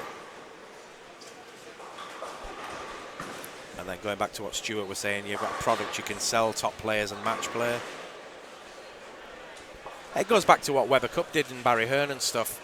He could get hold of 10-pin bowling and have a breakaway sport quite easily. And I was in one of the first tournaments I ever went to, actually, was in Indonesia. Paul Delaney, some of you will remember, invited me down there. It was all paid for by them. First tournament of Talk 10-pin, basically. Yeah. So I went all the way down to Indonesia, crapping myself, never been that far before. But there was a meeting while I was down there about a possible world league, so to speak, like taking the top 20 players in the world and then playing around. This was kind of before the inception of the world tour. And nothing really came of it. But Barry Hearn could probably take on 15 or 25 players and have a breakaway sport quite easily. Yeah. He did it with darts, he did it with snooker. And I think people thought in the early days when he touched 10-pin bowling that that's maybe what would happen. Maybe it's time for it. Yeah. Maybe there's a call for the top 25 players in the world all playing on one tour with Just like darts. shed loads of money involved. Just like darts with the Premier League. Yeah. Top 16 Yeah. plays of top 12. I mean, all you do is you form your own new association and you'd get banned from one and you'd play on the other. Yeah. Whether it's the answer or not, it's just maybe another option, I don't know. Storm should have a factory in Europe to reduce costs for Europeans. Yep. I totally agree. Do we have a two-hander in chat to help explain, I wonder? I know Chris is in, but don't know if he reads the chat or listens, but... To make bowling more interesting, make the tournament prize money more. Sports are all about money, more prize money and more players and more money for the higher finishes. And where does that money come from, though? Yeah. And what does the sponsor get out of it? We're lucky here with 5,000 euros. 5,000. Yeah. And who's going to cover all those travel expenses, says Peter. How do you make the prize fund more money when you probably have to pay lineage? Bowl won't accept less money to give more away. That's quite correct. I mean, if you're going to play in a centre that's going to make a certain amount of money each week, if they don't have a tournament, then they've got to make that money at least. But then if you play in a centre that probably wouldn't get that many people that week, they shouldn't be charging £3-4 a game. It should be £150 or something like that, because they're getting a nice little tidy second burn on the food and the drinks and all the rest of it. Coach Carter, I like what they do with the PBA League and just create more teams. The PBA League, I've said this already, I don't necessarily like that PBA League much. Yeah, look what Barry has done for darts. Last World Championship, Gwynny got 350k. Yeah. Craig Grant, evening all. Gutted not to be at the Irish Open this year. Bowled last year in my first international tourney. It was an amazing experience. Moved to New York and started bowling in the league there. Hi Craig, thanks for tuning in. Look at all the sponsors darts have though, alcoholic and gambling sponsors. And Coach Gart says more sponsors like Oakley, Nike, Adidas. You've just hit on something that is the way to get bowling into the mainstream. Alcoholic and gambling. Well, no, you need to get Nike or Adidas to develop a bowling shoe. Yeah. Because every kid in the country would stop wearing Dexters and stop wearing whatever else, and they'd only want Nike and Adidas. If they can wear a Nike Air Max bowling shoe. Exactly, and all Nike, and they've just got to bring out a range, limited edition with bowling shoe on it. And maybe an upgrade to the normal house shoes. But everybody looks at those things and like, just make them nice and shiny. And I used to know somebody in the 80s had a pair of Adidas bowling shoes. So at some point they must have made some in the past. They had 3 stripes down and they were Adidas. It said Adidas on them. Or he created them himself by putting a sole No, on it. they were proper bowling shoes. Yeah? Yeah, maybe, I don't know. I'm probably wrong in thinking that, but he had a pair of Adidas bowling shoes back in the 80s. So I don't know if they've ever made any or... Yeah, it won't be hard for Nike to to have a tap into the bowling market. We know it's a big market because Storm are dominating it at the moment. But yeah, stick a tick on a bowling ball and all of a sudden you've got a bit of interest, haven't you? 3 stripes on the bowling ball, all of a sudden you've got a bit of interest in. Yeah, Willie Wald, then can you see Nike having to pay PBA for their product to be on tour? They could afford it though, to be fair. Yeah.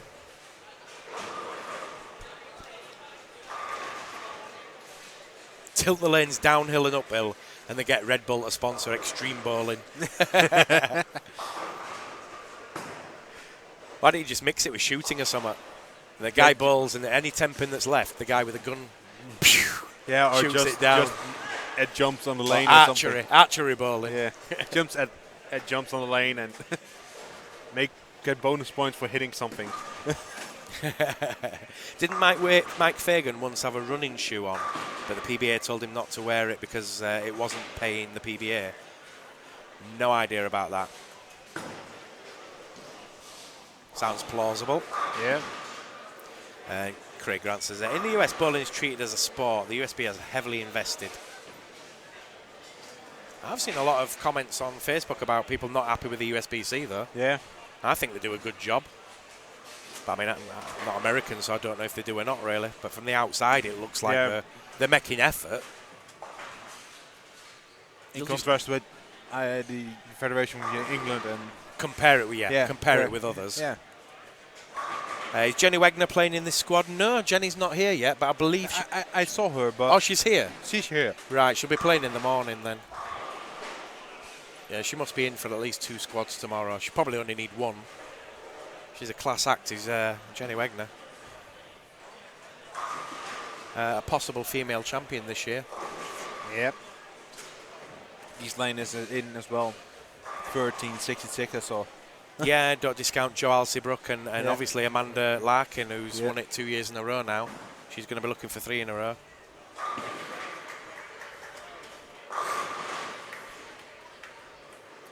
USBC banned any type of video recording unless you had the front 11 for a 300. I don't know about that. How can you ban people recording these days? Yeah. It's like everybody's doing it.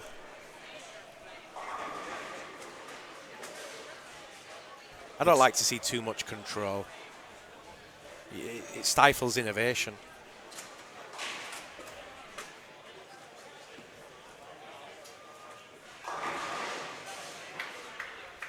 So we slowed down a little bit. Why are these guys so far behind? They had 1 pin that came down the lane a little bit, but... So Kim Oakley on 137 in the 7th on this featured pair. 126 for Martin Williamson, 135 now, he's just in the open frame. Bart Reitzma with a 111 in the 6th and a double working. And Michael McCall on 118 in the 8th, not doing so well. Craig Grant says, I think bowling should be treated as a sport. The governing body needs to be up for a challenge. Ask Russ Snipper, he has some great ideas. A lot of people have got great ideas. Yeah. I find if you got off your backside and actually make that idea work and then say to everybody, I've got a good idea. I've done it myself. Yeah, we should do this, we should do that. But I've got to the point now where I just do it. Prove it works. And if it don't work, all right, you lost, a bit of effort. But if it does work, just step up and do something. If you've got an answer, make it work. Your problem you've got is getting other people on your side and dancing to your beat. Yeah, Coach Carter, the hard thing with bowling that makes me upset is all the league handicap bowlers that send back to lower their average and go to tournament sporting 30 to 50 pin handicap and then shoot 20 pins over. Yeah, that's an age-old problem, is sandbagging, isn't it? Yeah. And proving it and all the rest of it. Yeah, prove it. Yeah. Any sport, if somebody can cheat, they will. Yep. Before anyone else said. Oh, I am excited.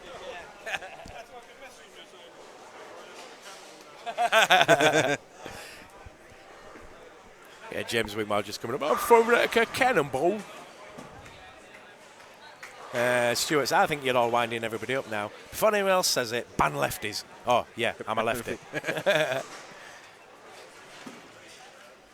Right, Willie, well, you couldn't really... Oh, yeah, the USBC... no, which one was it? Yeah, I know what you mean now. Yeah, you're not allowed to film in it because they don't want the pattern to be seen or anything. Question for Dom. With quality player like Jenny playing, do you think it's right to give her starting pins when she can outscore 80% of the males playing? We've been through this, actually, in an earlier stream, yeah? Yeah. I think she should get the 8 pins. On any given day, the women could absolutely crucify the men, especially with 8 pins, if they get the right condition. But Yeah. pound for pound, over every game that's bowled in the world, in every centre, the men are better players. And I don't think that's being sexist by saying it. Granted, we've got some really good female players like Kelly Cullick and all the other ones. I don't want to play against them. No, they You know, tell you a new one, don't they? Yeah. Every time.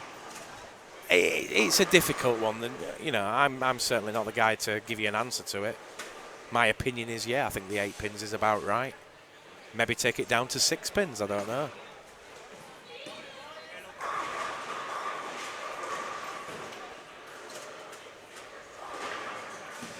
I think what you've got to do is you've got to look at a good cross-reference of tournaments and look at the scratch scores and where the women finished scratch and work it out from that. Yeah.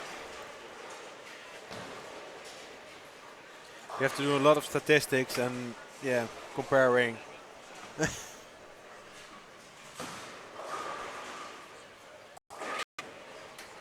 There you go. Good question, that. Willie Wall, if you think they should get it, then when they play PBA events, why don't they get it?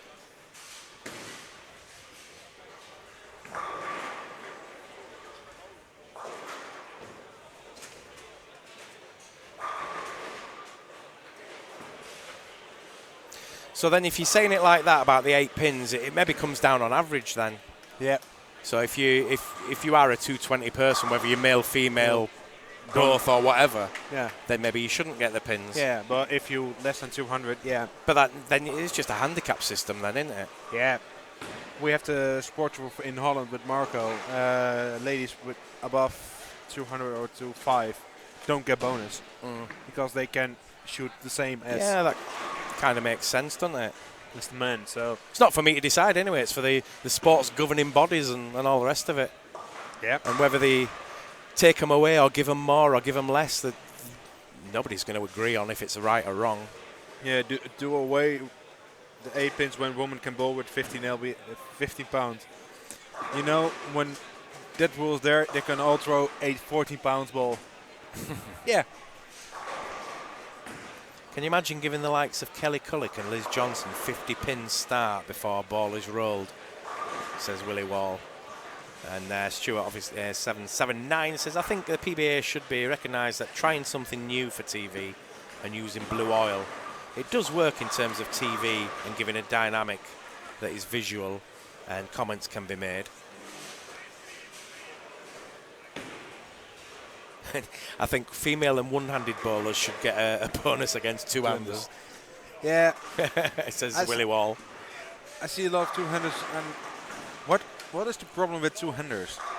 There's no problem with it. No. It's you know, the world was flat, the world was round. It had his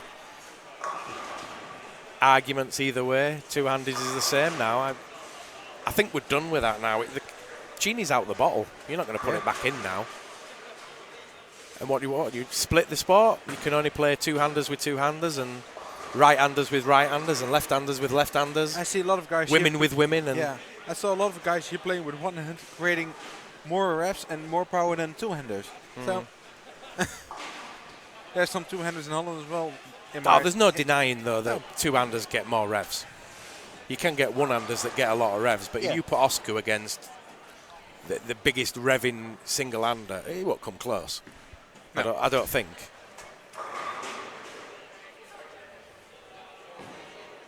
I think Xander everybody. Penny. I think everyone should be equal, he says. Wouldn't that be good? Wouldn't that be good in a perfect world, Xander, if everybody was equal? But you've got to have winners and losers. The problem in life these days is everybody's a winner. Even everybody gets a participant medal or a or a certificate for. What's special about that? You win or you lose, and if you don't win, you didn't win. You're a loser. You didn't win. There can only be one winner. What about a mulligan in a frame of bowling? If you leave the lily, you should get 1 mulligan. If you threw at 5, 7, 10, you should be ridiculed on social media. Oh no, they do that anyway. Yeah. One of the clubs I'm being a member of. Billy Nimick. Hi, William Nimick. Is that Billy? Yeah, by all means give him 8 pins, but don't give him a separate woman's prize fund too. Willie Wall says, totally agree with the above.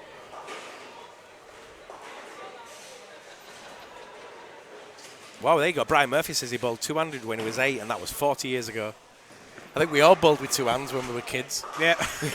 we just didn't hook it, really. We just kind of held it and threw it. And against the bumpers. Against the bumpers, yeah. No, I didn't have bumpers when I were a kid, luckily. And I think that's probably, I don't think maybe... I saw a post from Jason that one of his daughters threw her first ball, crossing more boards. Yeah. Left, right, left, right. If you're a kid and you're going to be a bowler, then I don't think you should have bumpers. Put it that way. If you're just playing for fun with your kids' party and stuff like that, yeah, by all means. But I don't know if they do it in junior leagues or anything, but I'd frown upon having bumpers for a junior league or something, or even for the beginners. No. You've got to learn how to keep it on the lane. That's the idea of the sport. Keep women's handicap, but men play 9 notes.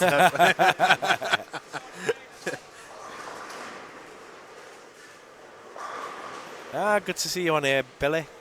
He's still bowling, mate. That kid had some talent over the years.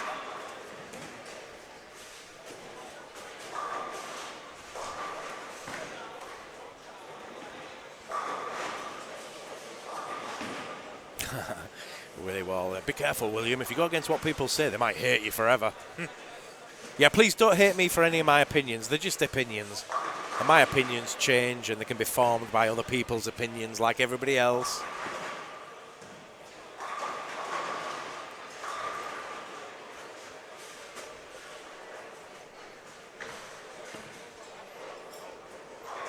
Peter Smith there on the chat says, yeah, well, I couldn't care less if people hate me because they disagree with me.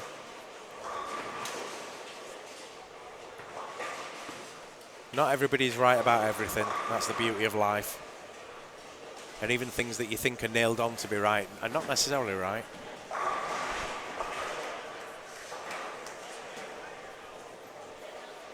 So back on a featured pair now. We've got Laurie Sipila, Aki Jacola. James Wigmore. Oh, that one's easy. James Wigmore. And Caron Salaman.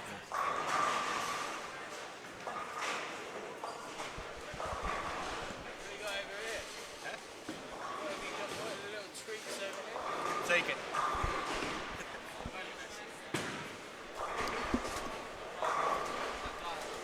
Jammy Dodger, says Craig Grant, Coach Carr. There's the Jammy Dodger.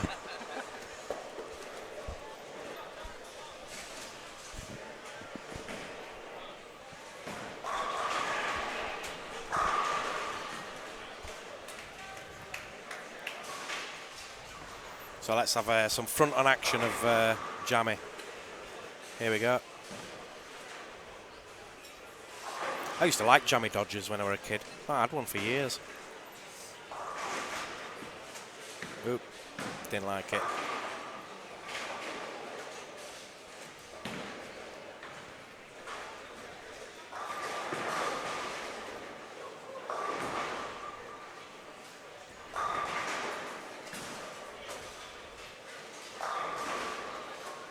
Right then, here's a question for you folks. It's one that we usually do on a stream each year. What's the best ball ever made? Yeah, one thing is for sure for me. The Storm High Road. High Road. Yeah. Yeah, most people, a lot of people say High Road, but I mean you could go further back and say Blue Hammer, or depends what area you're looking at. You maybe have to split it into what's the best reactive ever made, what's the best urethane ever made, what's the best polyester ever made, or polyester, rubber. Yeah, urethane rubber is the same category.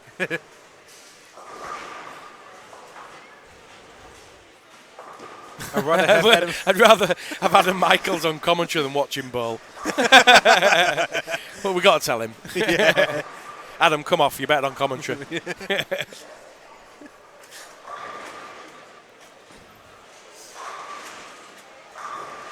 Yeah, he's struck there. He's not doing so well there, actually. Kid can play as well. Jordan Nuts opened up with a double 6-2 double. He's coming over. He's coming over. Right, we'll tell him. Yeah.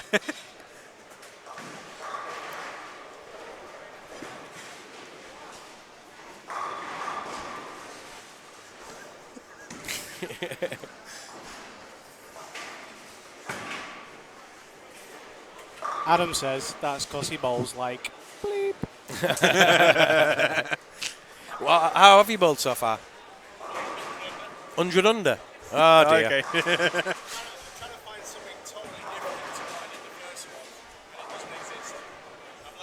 Shall I, do you want me to kick you in the leg and just come off and go to bed? No. I can do it. I don't mind hitting you. Eternal Cell, Columbia Beast, original. Columbia Beast. Brunswick Web, it was illegal.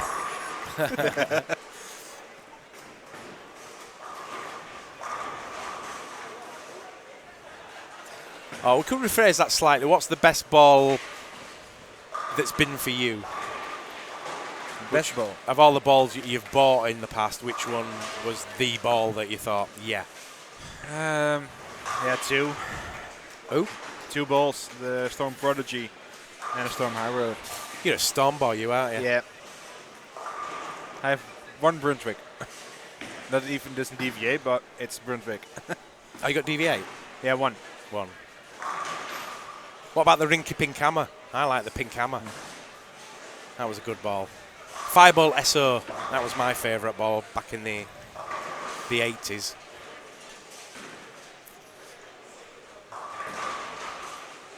And I had one called the Ultimate Weapon, which was pretty good.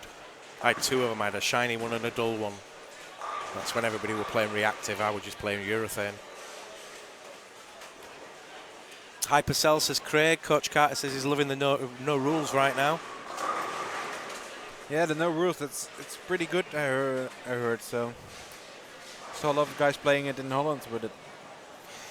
So turn it on its head now. Who said that? Does that come from Ryan? Best ball, Vinata Pearl. Oh, yours. Yours. Yeah. Michael Rowe. Oh, thanks, mate. I'll get that. Just got to get a photograph of Joe Alsibrook. Mike was listening to the stream. What's Wigmore on right now? Don't know. We'll ask him. Spare 8-1 double on this game. Wigmore. Jamie, what's your total? 6? 696. 696 over 4, 3, 5, 2. I don't know actually. Are we on game 3? Game 4, yeah. Ooh, gonna get a squad winner then. You're gonna come on for an interview if you win. Sweet. Yeah, Wixmore is at 696 right now.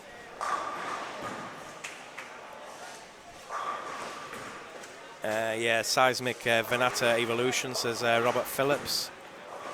Got to be a classic IQ, says Xander Penny.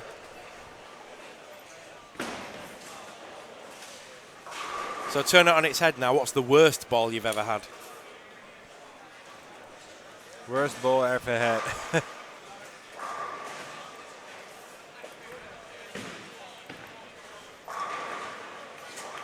Which I didn't like at all.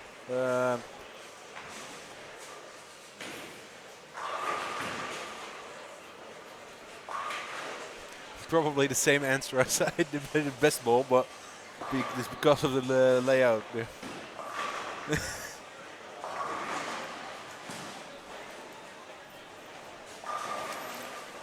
Michael's saying there's a photograph of Joe Alsibrook here, but I can't see it. Oh, here we go. There we go. Gotcha. Perfect. Thanks, Michael. Good man.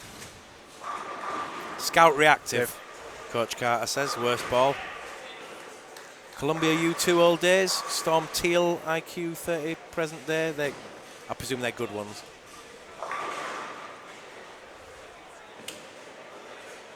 Seismic, never heard of them. Who made the XS? Was that an AMF one? Like it was white. That was a horrible ball. Worst Storm Tropical Heat hybrid, says Stuart. Willie Wells says worst Walter uses ping pong ball. It just bounces off the pins. A Thunderbolt DB. I remember having one of them and thinking, I don't like this. Oh no, actually, no, with a DB, or the actual Thunderbolt was rubbish. The Ebonite Thunderbolt. Well, for me anyway.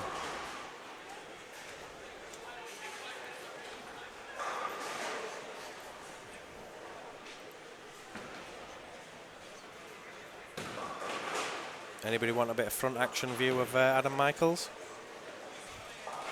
and Jammy Dodger? Yeah, I think we get Jimmy on.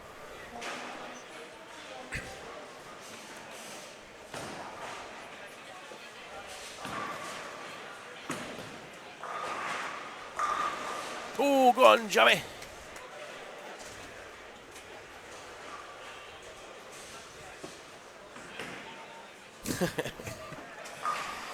Adam Michaels should get fined for all the stop starting. Who does he think he is? Sean Rash? Yeah. William Nimitz, Swamp Monster. Didn't like it.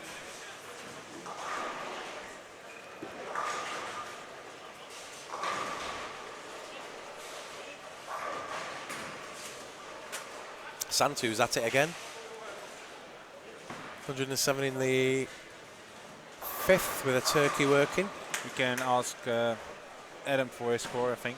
Yeah, Adam Michaels is on 4 in a row now. 64 in the 4th and then 4 on the bounce. Worst ball was my Storm Rain. Cracked within half a year of using it, says Femke Postma. You didn't leave it in the car though, did you, or anything like that?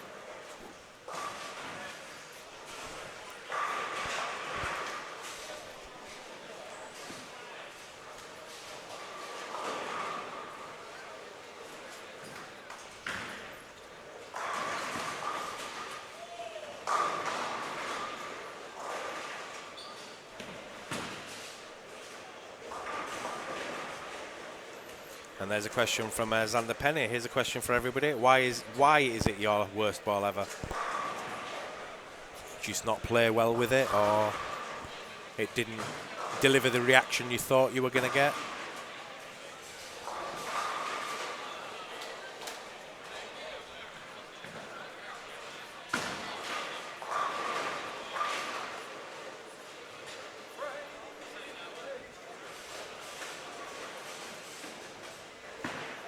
Is there a lag for you? That was just asked. Lag about what? No, I think my question was what is the worst ball you've ever had? And Xander's going, why was it the worst ball you ever had? Yeah. No, it's already retracted, so.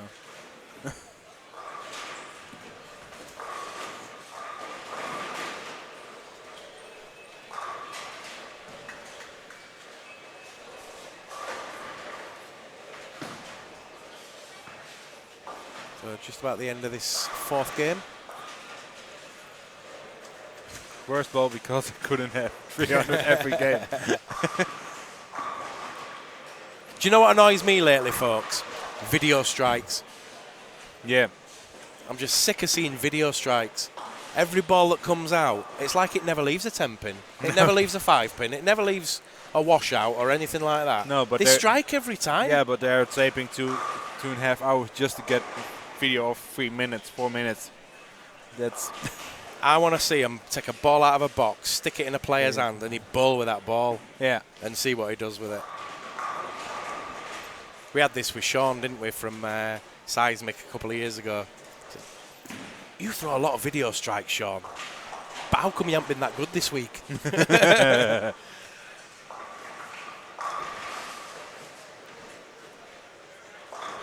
Yeah, if I can. Yeah, the worst ball I had, it was okay before, but after a while, it didn't get the direction I wanted. With the Storm Rain on. Yeah. Won the club championships with it, but after that it was going downhill, going early, going just getting read it all. So Willie Wall says, what annoys me is people that hide behind their identities on chat. The Baked Bean Ebonite 6, says Rob Mudge.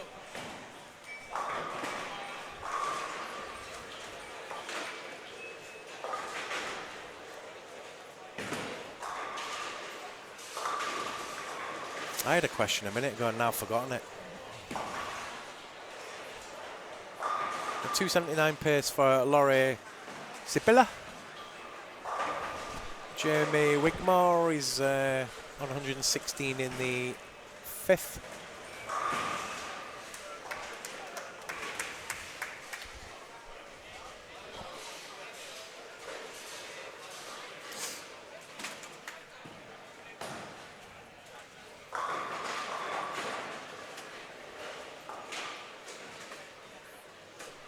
We better get down the lane soon, actually, and find out some scores and get a rough idea of who's going to win this block. I know Barry set off really well in that first game, but we've not seen any scores from Barry since. didn't hurt him at all. Normally he screams and shouts a lot, but you didn't hurt him as well. So yeah, but maybe he's focused. Yeah, maybe he's just getting his head down, and we'll see. Wait, he's on 3 and 4. Yeah, get the binoculars out.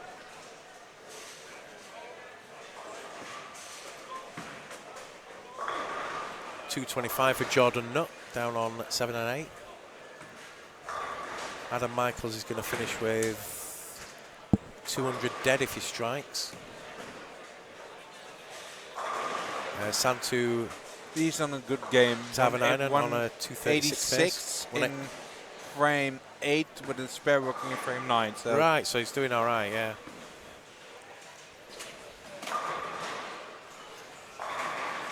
And he got an.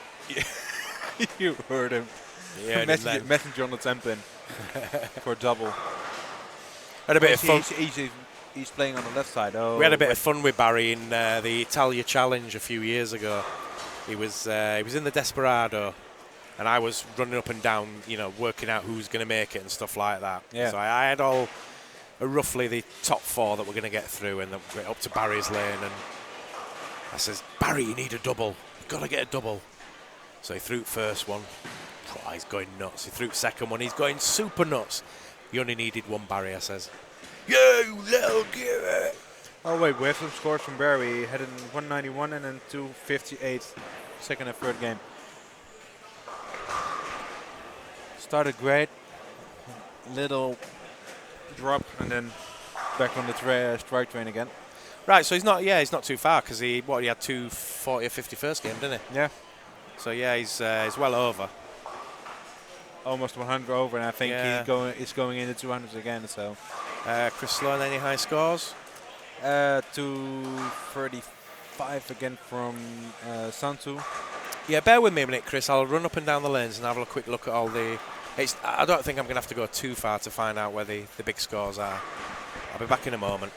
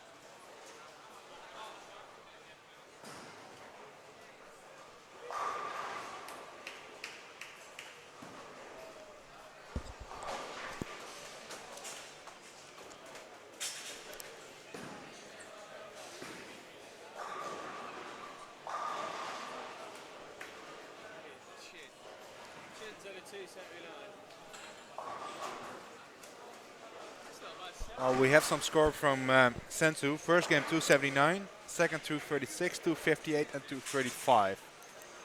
So he's going well.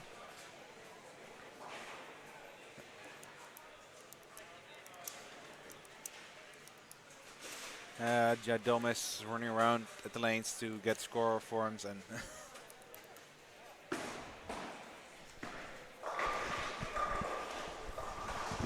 Pas aan het eind van de serie dus.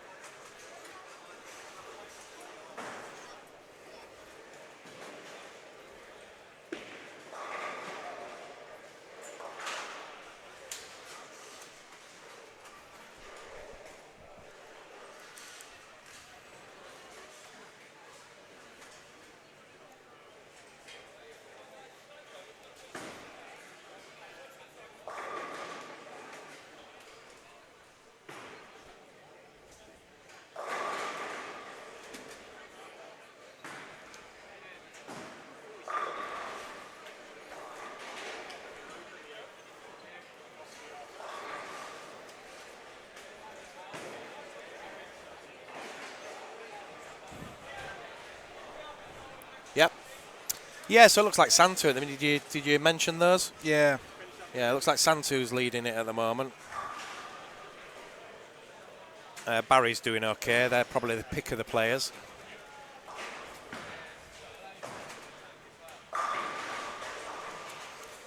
Sensu is averaging over 250 in the first 4 games, so Willie Wall says, didn't somebody once have higher than 1530?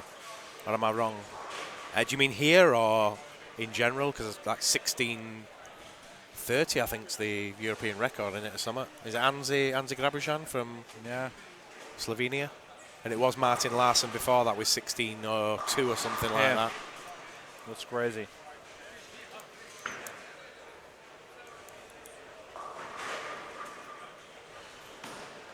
We've got an idea for the 30th next year. We're going to have 30 little Irish kids going down to the lanes getting the scores for us.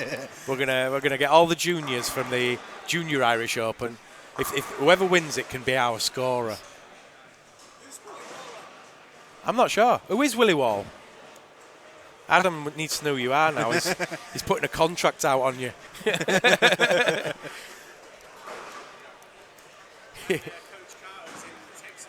Yeah.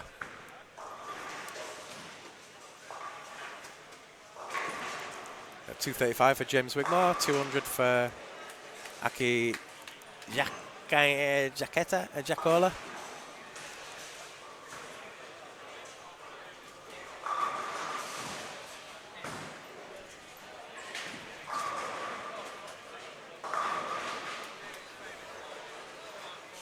So just coming up into game 5 now.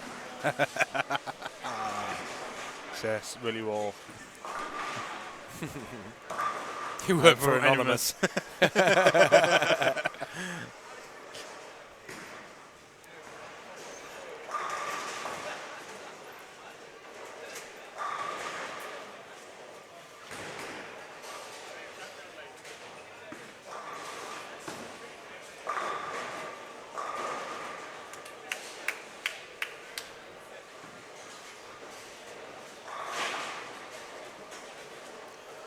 Right, so that's just about it then on this game.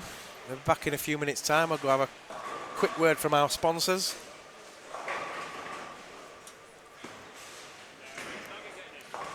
What shall we go with this time? Let's go with... Timeless? Timeless? Yeah, why not? We'll be back very shortly for the 5th game.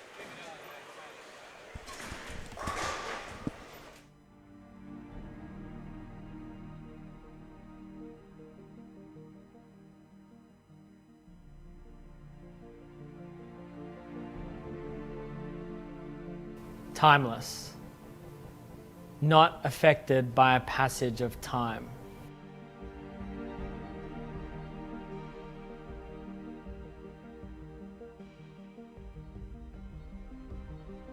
The first thing you're going to notice when you hold Timeless is this is a statement piece.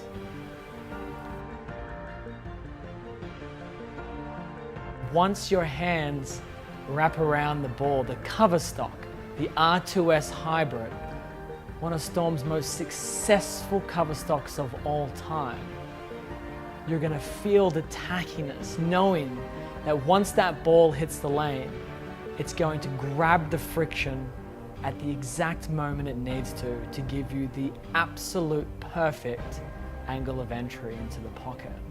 The pins have no chance, and that performance is going to be seen time and time again every single time you throw this ball.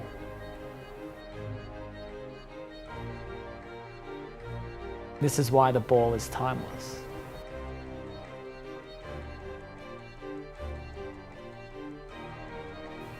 Storm created a new line called the Signature Series to fit Timeless in. No longer are we governed by RGs and differentials. Now we're governed by movement of the ball. The technology in Timeless is unprecedented, it's unique, it's innovative, it's industry leading. You're going to see the most powerful symmetrical weight blocks mixed with our most successful cover stock in history, all wrapped into one bowling ball.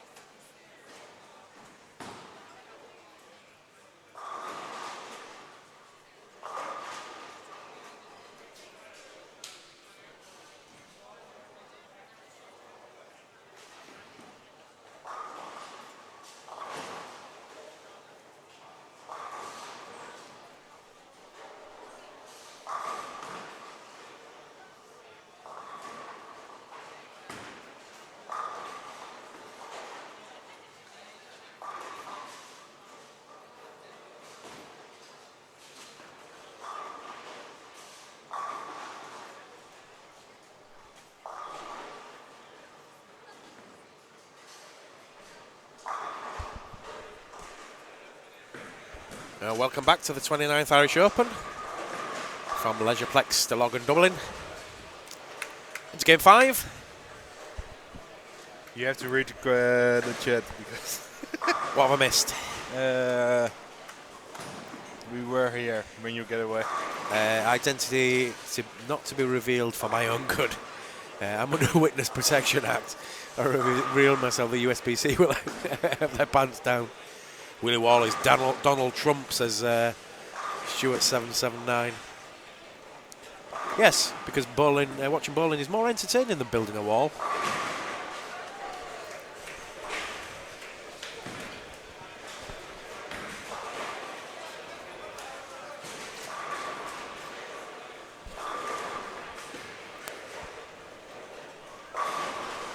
Oh, let's not get too political.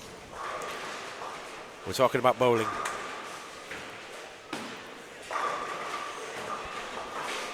Now Willie Wall's off. Enjoy your weekend. Great work, lads. Thanks very much for watching, Willie. And Adam Michael, stop bowling and commentate.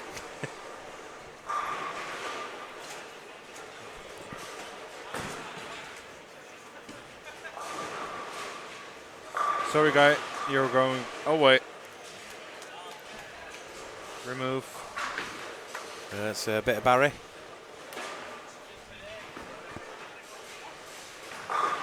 Peter Smith is already taken care of. Yeah, struck again. Shots delayed it. What were they selling?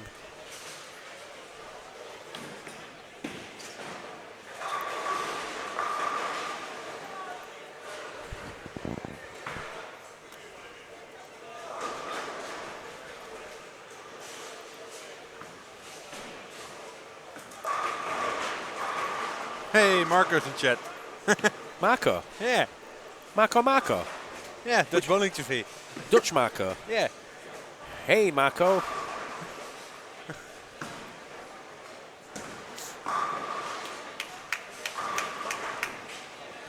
Good, Marco. How are you? It's about time you came over to Ireland anyway, Marco. Yeah, come next year. He can't. Why not? There's a tournament this Sunday. Ah, right. Okay. And he had to organize it. It's a regional tournament, which where other clubs play against each other. The men's team and ladies team, and right. Those scores, and then the winner goes to the national final. Brian Murphy asking, is there an English Open? Yeah, there is. Yeah, it's in October, November. November, is it now? Used to be in December, but I think it moved to either October or November. Can't remember now. Great work, guys, says Marco. Thanks, Marco. That's good coming from you. You know the game. You know how hard it is.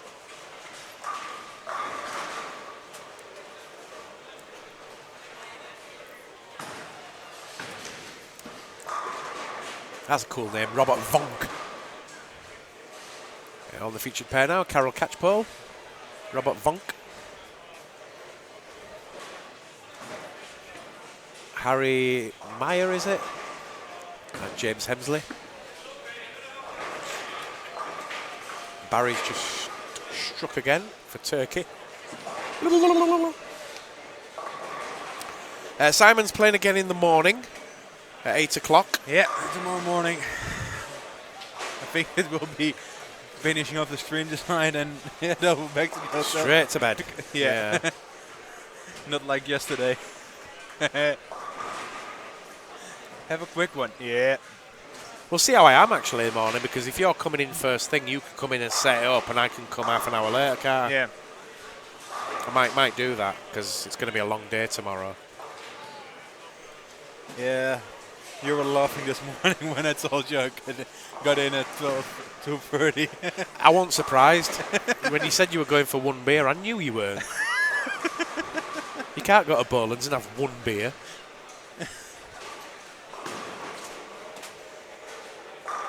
Yeah, Foley's on the lanes. He's on 7 and 8 at the moment, Marco. He's doing quite well. This particular game is on a 280 pace, strikes 3 in a row. He's gone something like 258, 191, 257 or something. I'm not quite sure what he had fourth game, but it's between him and Santu from Finland. Bados, good day from down under. What time is it over there? Yeah. Morning, innit?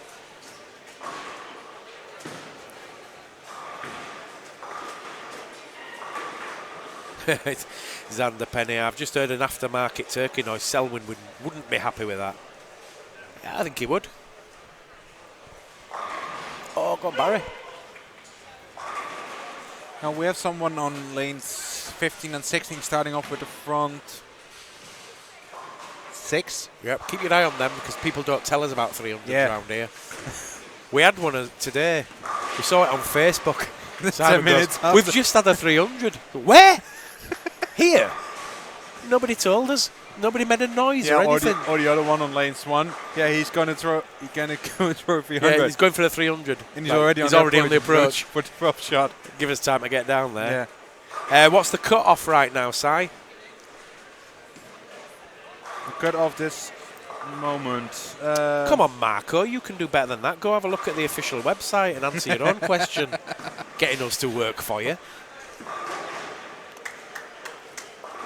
All right, let's have a look at James Hemsley. Come on, James. Wait. Baddeley. Oh, he didn't fall off it as much that time. Picked up his spare, good lad. And we have Gustav Smary Björns on the front 6. He's stepping up for the front 7 now. Front 7, yeah. Santu's going well again. Open frame, then double. Couple He's of spares and a double. Front 7 for him. Front 7, right. Yeah. Keep his eye on that. Results combined qualifying cutoff for top 54, I think. Yeah. 54 players, right? Yeah. I can't remember. 54, I think. 53, 54. Is at the moment 1271. So I'm already out with my top 66. Or 62. But I think you need 1300 at least. Because 32. Position 32 is 1328 at the moment. Should we get the... Oh, Roman Cam's working. Yeah. Right, so, yeah. And for the top 8, it's 1419 at the moment. 14-19. Top 8. Wow. It's even higher than last year. Let's spin it around to Barry again. We'll just get him in the corner there. Don't worry about it. You'll not make it in time. He's gone. Yeah, but we'll get it for the next shot.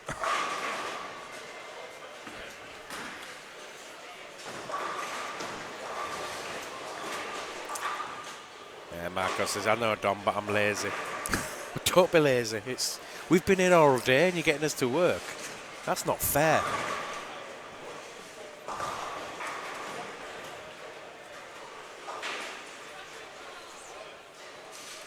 Plus 71 says Marco.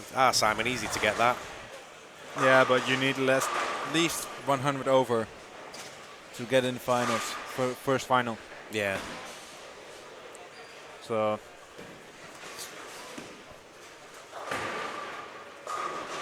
keep your eye on that string of strikes down there. yeah, he's stepping up right. I think he has the ball now. Yeah, he's getting ready.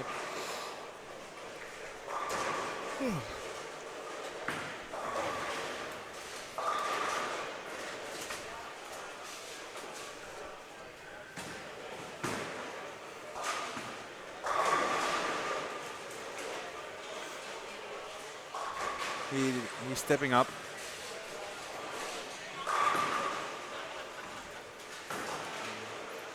Going for the front 8.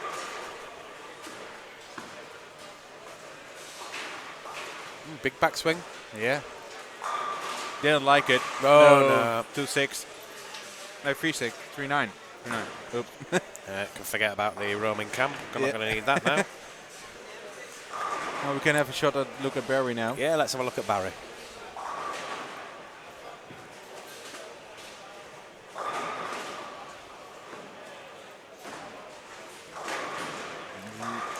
He's striking for fun at the minute, is Barry. Yeah. Little mixer.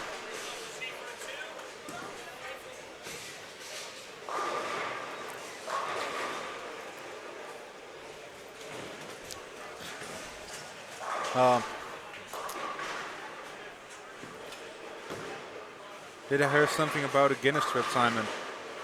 Yeah, Elko and Jos and Jenny went for the Guinness tour today, so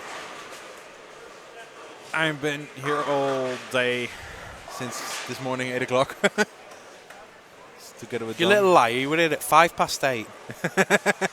I was here before 8. Yeah. Don't be telling everybody stories. I had to get some. I did get breakfast after.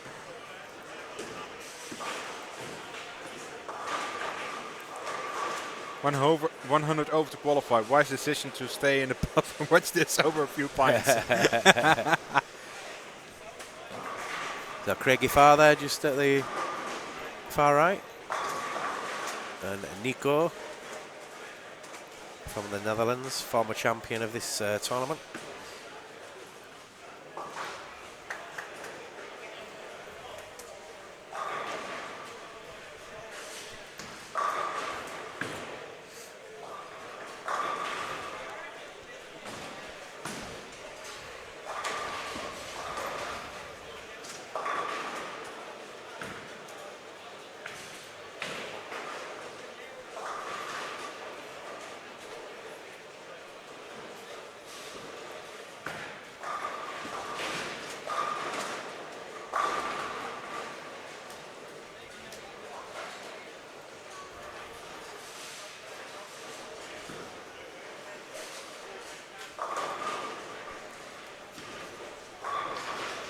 Yeah, we have the unique style of James Hemsley in front of us at the moment. In the old days, you used to call that style rubbish. Now you call it unique. Yeah. It's unique. Finishing up with your wrong leg.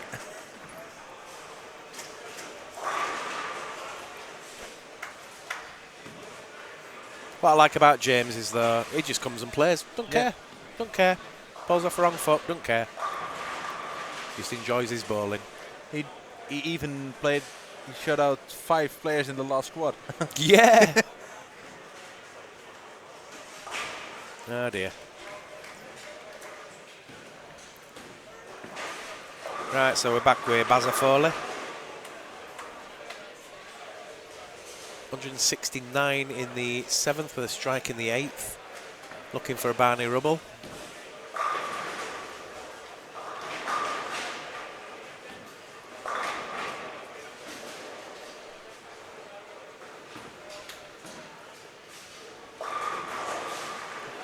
Mixer Gets it. again.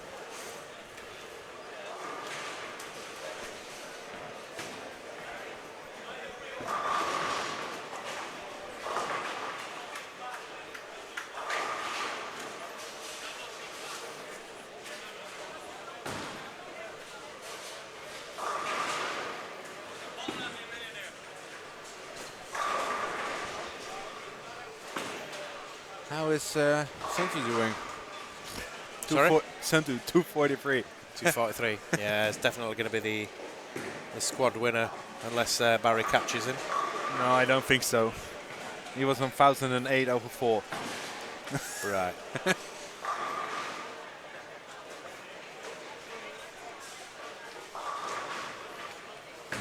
How many times has Santu bowled so far? He's bowled quite a lot of squads, hasn't he? Yeah.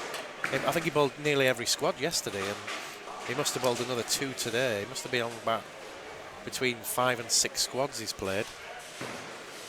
He has to shoot 276. He must have plenty of money. Yeah. Well, you're looking at, what, €600 there at least? And then some? He has to shoot 276 to go past Chris. No, to get equal with Chris. Right, 276 for equal. Yeah. Right. So the way- 277. Well, he's had 279s and stuff a few times, so he might be fighting a 300 at some point.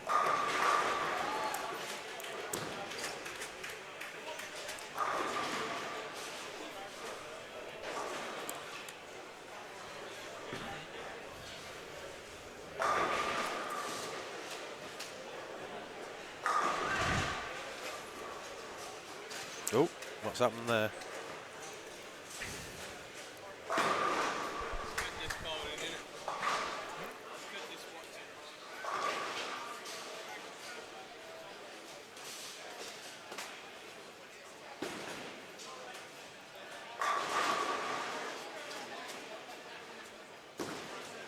Yeah, Marco likes the front cam.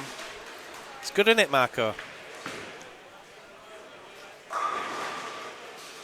Makes a change. Alright, so Foley looking for a turkey. First one of the 10th.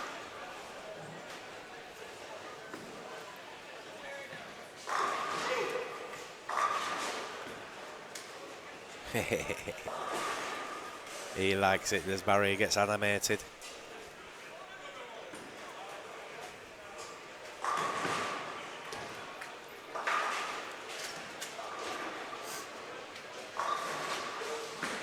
Greg Farr still balls.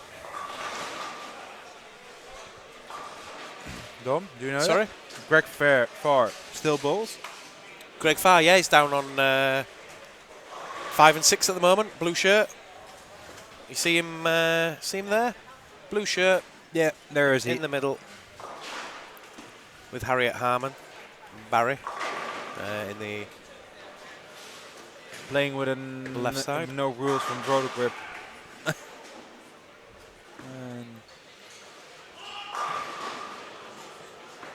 10 pin for Foley. yeah, Finish with a 248-ish. How's the Iceland guy getting on? Iceland? Oh yeah, on 5 and 6. Guy who balls. This game not so good. 7th frame, 151 with an open. So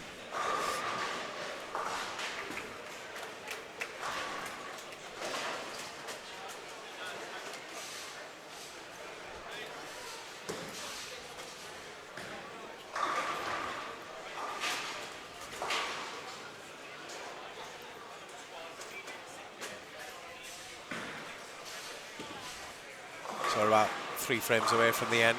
4 frames away from the end on the featured pair. yeah, somehow the featured pair is getting slower and slower. It seems to be, doesn't it? They're just trying to get as much screen time as they can, aren't they? Yeah. Somehow, last couple of years I didn't get to bowl 9 and 10. No, you've not been on them. Yeah, I've been on them, but only once. I always 7, 8, 11, 12, but not. Yeah. On your own TV pair. Yeah.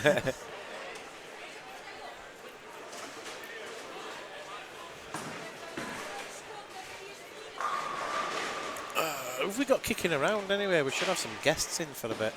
But man, we've only got 1 game left now, though, haven't we? Yeah. Almost done. Right, I'm going to go get a quick drink. I'll be back in a minute, Si.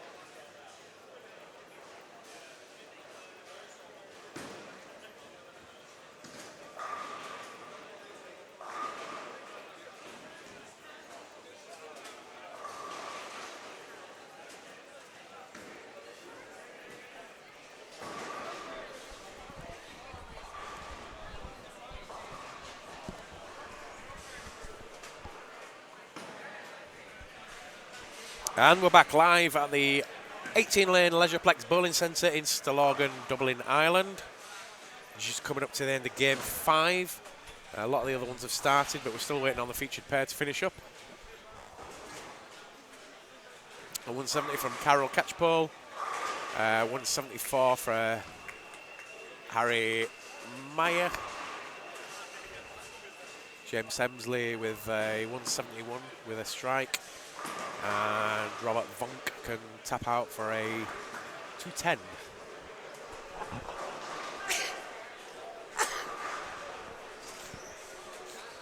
Excuse me. Barry Foley opens up with a double on 11 and 12.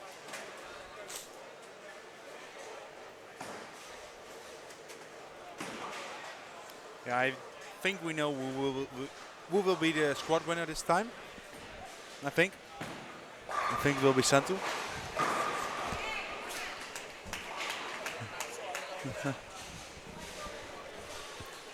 Thanks for the stream today. It's been great, says Stuart779. Thanks for joining us, Stuart.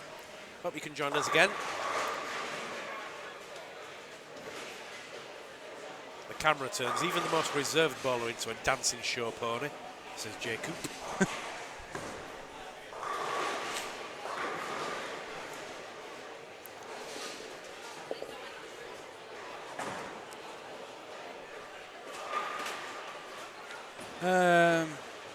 Santu starting off with a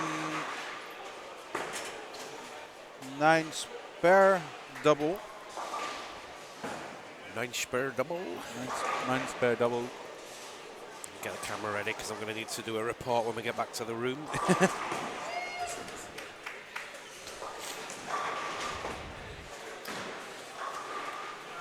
Yeah, he will be the squad winner, I think. Yeah, unless Barry shoots something massive in this game. Could be, but I think started off with 2. Santu wants to shoot a big game as well. Yeah, true enough. Because he is now in got it, yeah. 12th place, so. Ooh, so far? Santu, yeah. Yeah. So I think he wants to get up. He's looking for a buy, isn't he? Yeah.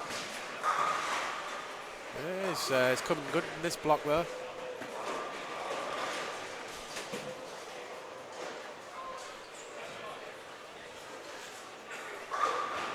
I bet he's desperate in need of a shower today, though. He's bowled nearly every squad today. Yeah. He must be humming. Right, so finally, featured pairs finished. Yep.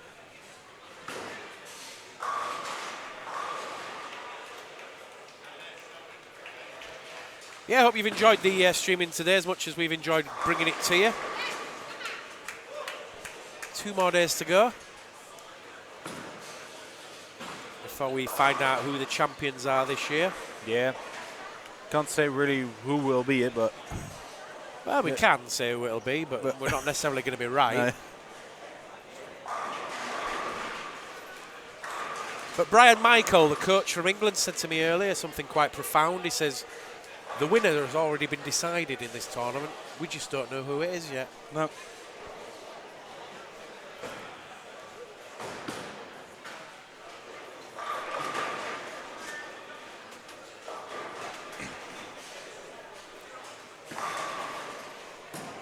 Right, so Foley on front 3. Nico on front 3. Also Lisa Rees on the front 3. Or shall I just say Turkey? Or is it easier to say front 3? Yeah, that's something really weird. They used to call 4-strike fullbacker and handbone, but they don't do it anymore at the PBA somehow. Yeah. Well, that handbone was ridiculous anyway, wasn't it? The handbone, what are you talking about? Yahtzee. 5 stars. Is it a turkey, a chicken, a pheasant for 6 in a row?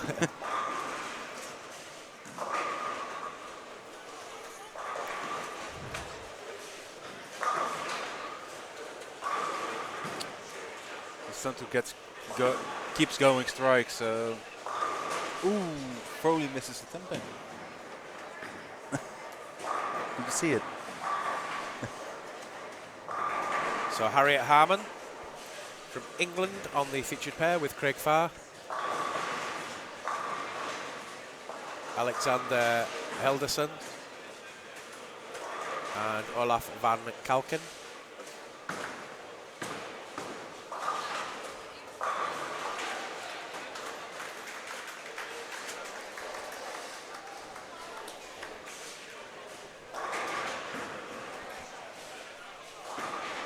Pretty quiet at the back.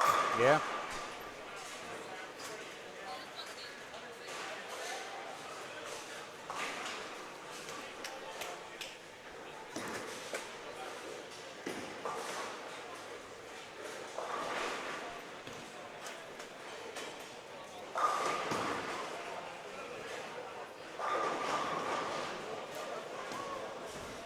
Oh, Barry had an earned miss there. Front 3 and then 9 miss.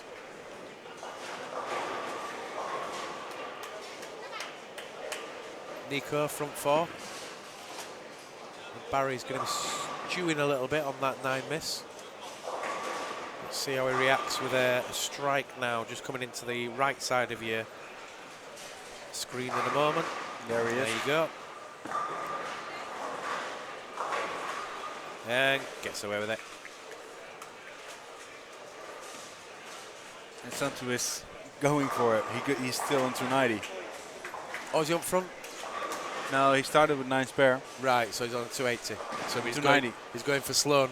290. He's coming after you, Chris. Are you watching? He's coming.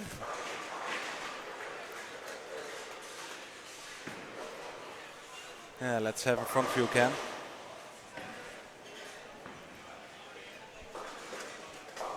One of the previous winners, Nico Tienpont. Yep, and Nico. 91, 92 or something? Was?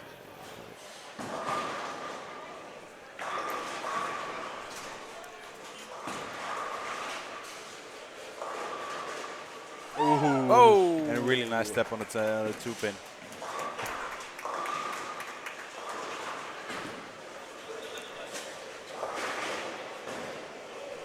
You all gone a bit quiet on the chat now? Yeah.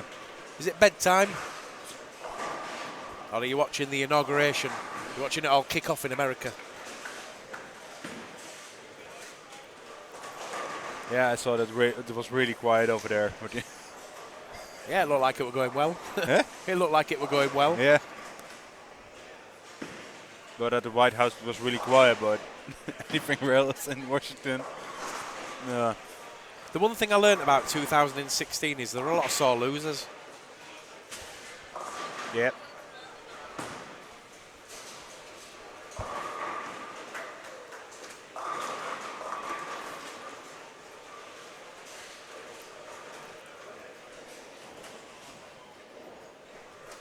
I think we have to get the studio ready for it. Sorry? Get the studio ready. Yep.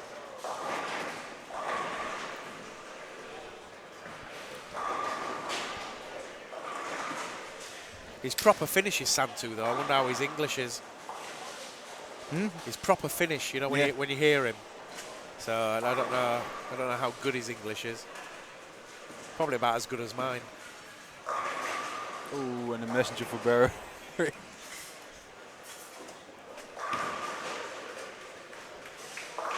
He's coming back strong after that single pin. Barry, what single pin did you miss? 10 pin. Robert Phillip, just getting dinner ready. Great stream as always. Thank you. Peter Smith, great statement here, Dom. So true.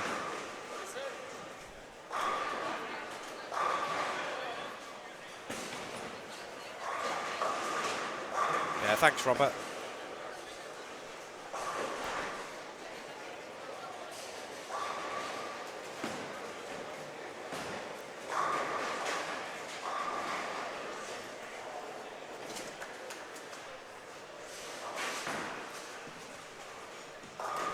Oh, we'll probably be doing the interview while everybody else is still bowling then. Yeah. We'll have to keep his eye on Nico though. He's on a possible 300. He ended this string of strikes with a 9 spare.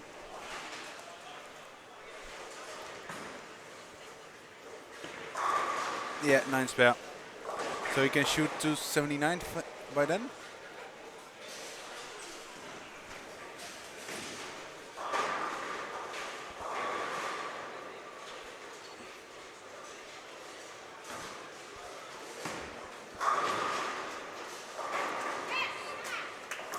Yeah. Front 6 for Nico. He can't make it anymore. He can't do it now. No, 296. You're all right, Chris. You're still leading it, mate. 269. 269 is what he can get. How far does that put him away? What did he need? 270? 276. Yeah. So you can breathe easy again, Chris. You're going to still be leading it.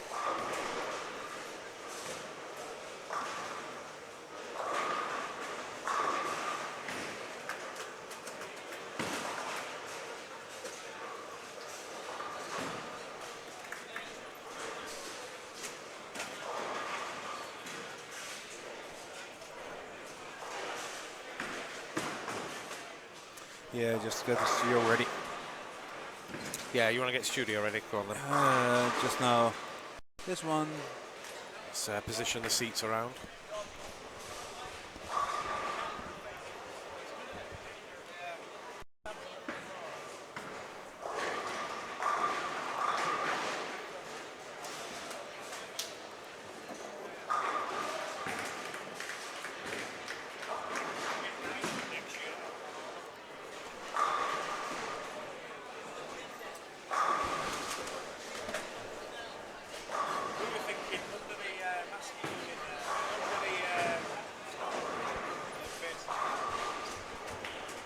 Technically, you could have them down there, up here, build them in.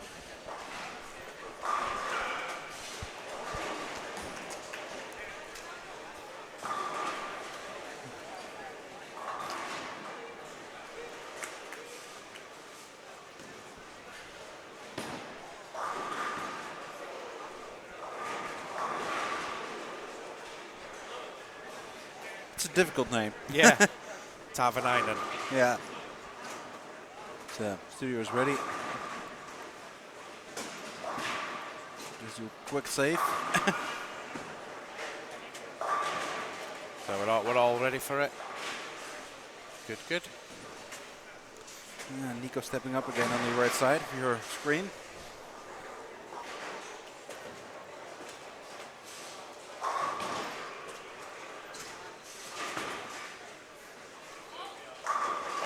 Yeah, go on.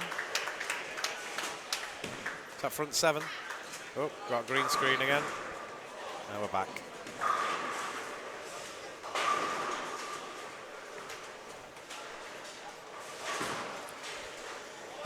Bedtime for me, 4 a.m. start tomorrow. Heading to Dunstable for the south of England. I will tune in tomorrow when I'm done. See ya, Dom. From Xander Penny. And Peter Smith, Xander, my previous winner of the tournament. Multiple times, actually.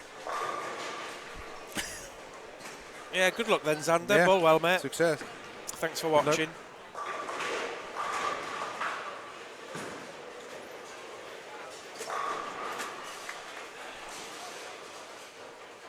Yeah, Santu did strike 9 spare again, so he will be, not Top even 5. Not even hitting. Yeah, he had to throw 250, so he will be in the 1400. Yeah, close to 15, but 5th, 6th, 7th area. yeah, maybe 3rd even. Right. But let's see. Barry's pulling it back though. After that open frames, come back with 4 in a row. Front 3, 9 miss, 4 in a row.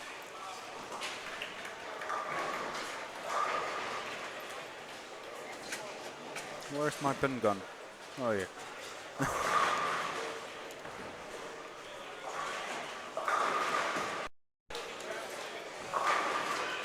Let's get up to the other side of the house. We've not used this camera for a while, for good reason really, because it's not as good as the other ones. No.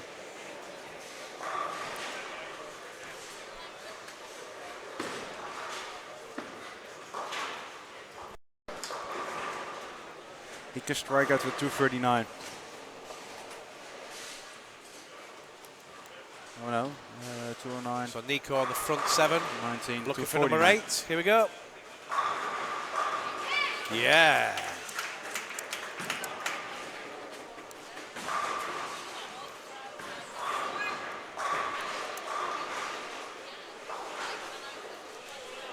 Yeah, we don't need the Roman camp for that one. No. Well, I think we should probably move the featured pair lanes down to Nico now.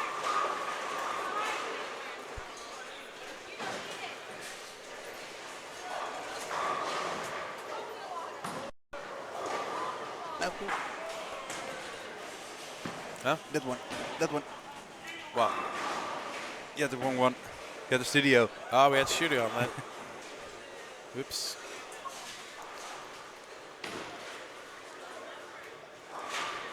So the big news now is Nico Tempont from the Netherlands is on the front 8 on 11 and 12.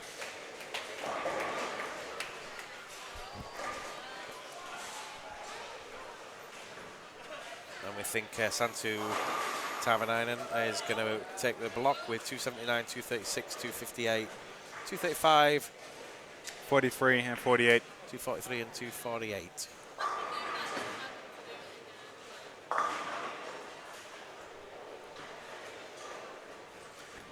One pin short on 1500. 14.99. How much? One pin short. 14.99. That's good. Yeah, he had to strike out and he left a 2 pin on the last shot. This one is for you. Oh, it's it, Barry. Oh, nearly got a 7-10 there.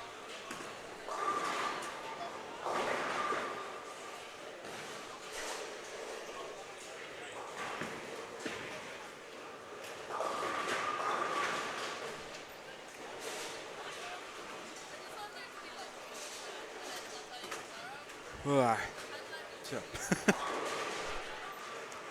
Stay awake, man. Stay awake. Yeah.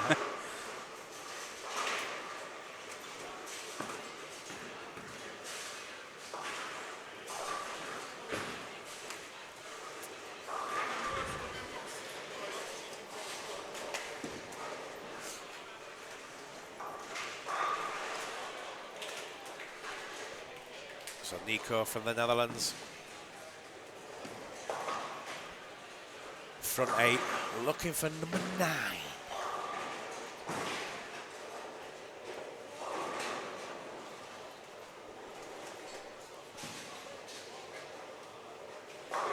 Nico.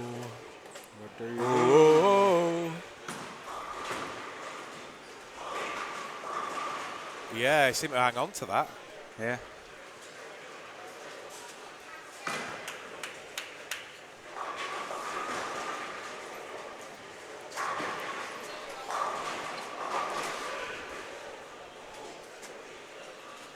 Santu finished? Yep. Right, go get him.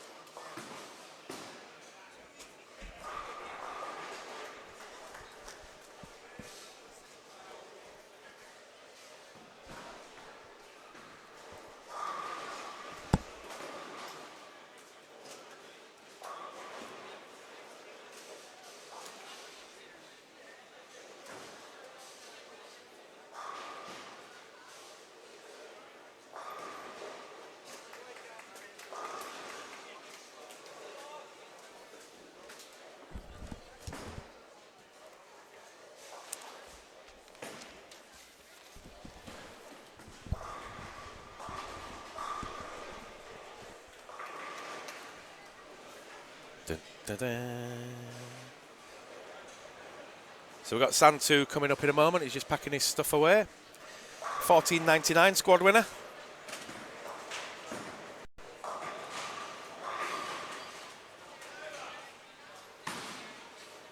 Barry's going to finish with a 2.46 with 2 more strikes. I think Barry's going to be close to 1400 again as well, isn't he?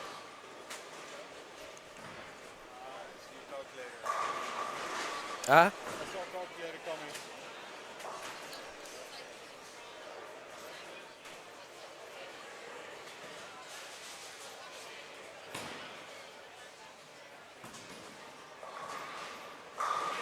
Yeah, gets it.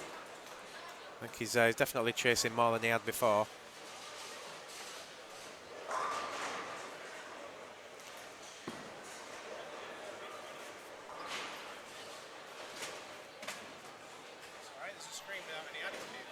So that's all right. There's a screen without any Adam abuse. We had a lot.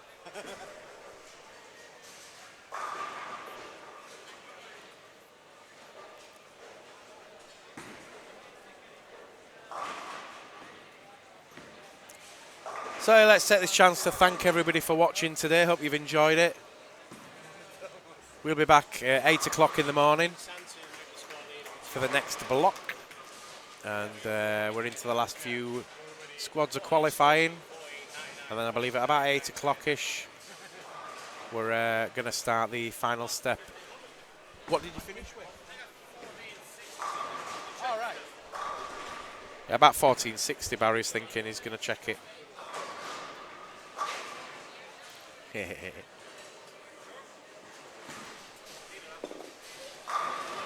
Team Foley.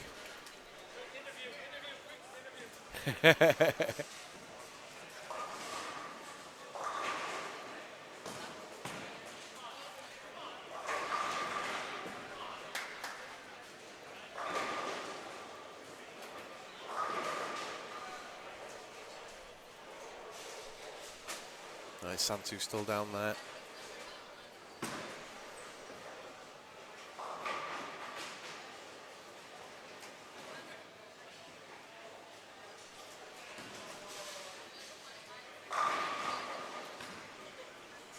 So where did that put him? 14.99. Yeah. Where did it put him? 14.99. Third. Yeah. So what's that? 3 fins in a row now, isn't it? No, 4. 4 fins. 1, 2, 3. Yeah. Yeah, 3 two-handers, top 3. Ireland, and then 4 Finns, and then England. And then England with Paul Moore. So Joe Alsabrook and Paul Moore. And then Barry's going to move up as well, isn't he? Barry's going to move up to round about 4th. 5th. 5th. Paul's going to drop out there, yeah. We might see Paul back on the lanes then.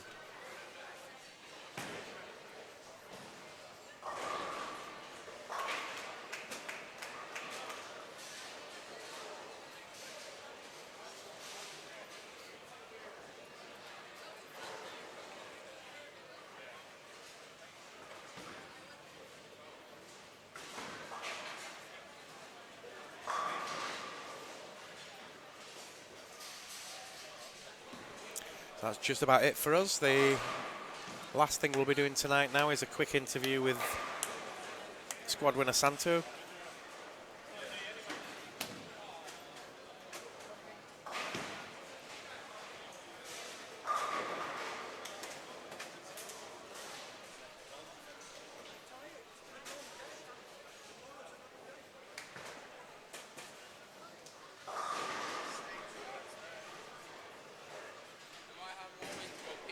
Yeah, go for it, Matt. Yeah, we don't want you peeing on our studio. You need to go to the bathroom, off you go.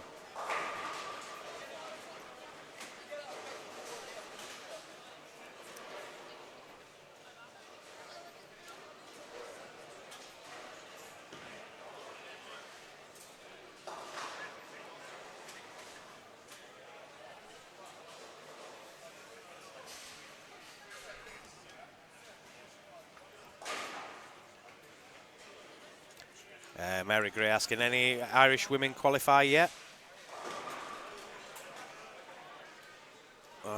Yeah, I think Amanda Larkin's in there somewhere.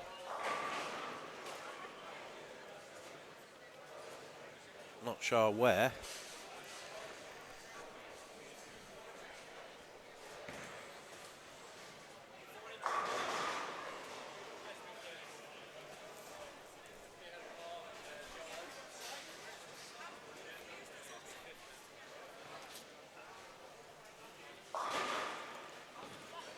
Oh no, she's out the cut at the moment.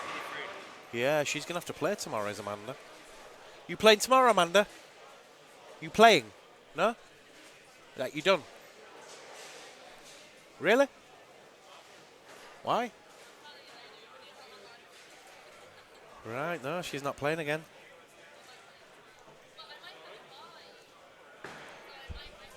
Oh, you qualified earlier in the week, didn't you? Yeah. Yeah, of course, yeah, she qualified earlier on in the week, yeah. Yeah, Amanda's already in. She qualified earlier in the week. They were asking if any Irish women had made it through. Are you ready, Santu? Come on, then.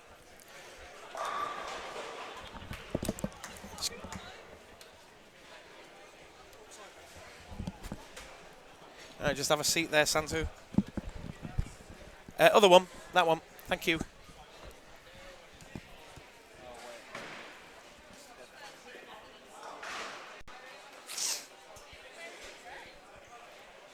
So we'll just get you a setup now.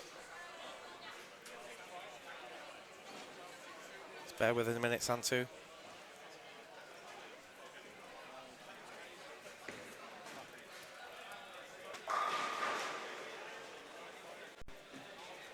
This program is brought to you by Storm Products, the Boulders Company.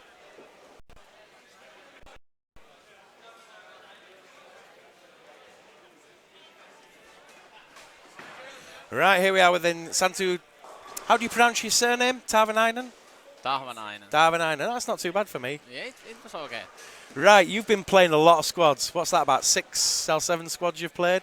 Not at least. That was fifth. Fifth one? Yeah. Have you been chasing a score, or do you just want to play? I have been chasing the scores. I had earlier the 1394, but I tried to make a little bit more score to make to the top 8 or top 4. Yeah. Did you change much across the house then? No, I had played the same idea all the time, so it was like trying to get luck with me, and now I had it. Did you change balls? Yeah, I bowled first 4 games with urethane and then changed it to the Alpha Crux. Right. Do you travel much? Quite much after all that. I have been, last season I was on 5 different EBT tours, and now I'm planning to go all EBTs on this year and maybe to the USA ones. How old are you now? 20. 20, all ahead of you. Yeah. Yeah. How did you do in those EBTs? Did you do okay? Well, I have been in every single EBT finals, so that way I have been good, but never been on the good spots. Yeah. Okay, and now I was on the Ballmaster 8th. 8th? So, yeah, so that was good for me. It's cool for anybody. Is coming 8th in Finland. Yeah. You know, you're a strong country when it comes to it, but then go play in Finland and you realise there's a lot of players that don't travel much. Yeah. And they're really good. So you enjoying Ireland? Yeah, I have to say I met, was it Barley? I met him on the Sofia Open and he was like... Barry Foley, yeah. Yeah, and he was like, come to the Irish Open, that we have nice atmosphere in here. I was like, well, why not? And got to say he was not wrong. Right, so if he wins now, you're going to owe him beer. Yeah, absolutely. That or is, 2. Yeah. So you've enjoyed your trip so far? Yeah. Yeah, well, you get some rest now because you shouldn't need to play again. I wouldn't have thought. No, not anymore. Now I got enough. Just relax now. I've a 1 day bowling off. Yeah. Well, until tomorrow evening, sort of thing. So congratulations, and we'll see you in the finals. Thank you very much. Well done. Thank you. Thank you. Right, do you want to run to an advert? I'm going to get a quick photograph of Santu.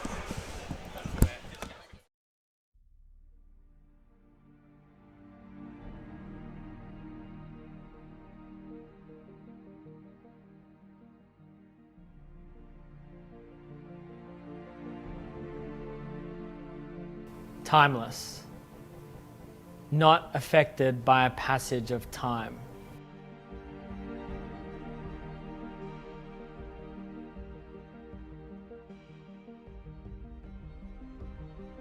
The first thing you're going to notice when you hold Timeless is this is a statement piece.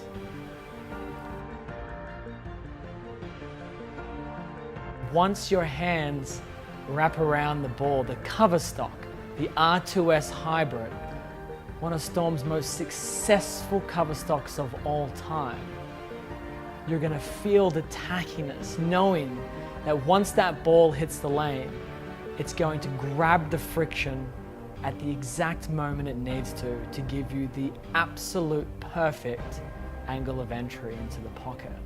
The pins have no chance, and that performance is going to be seen time and time again every single time you throw this ball.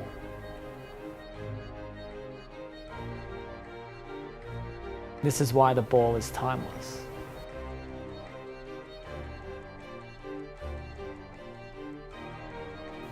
Storm created a new line called the Signature Series to fit timeless in. No longer are we governed by RGs and differentials. Now we're governed by movement of the ball.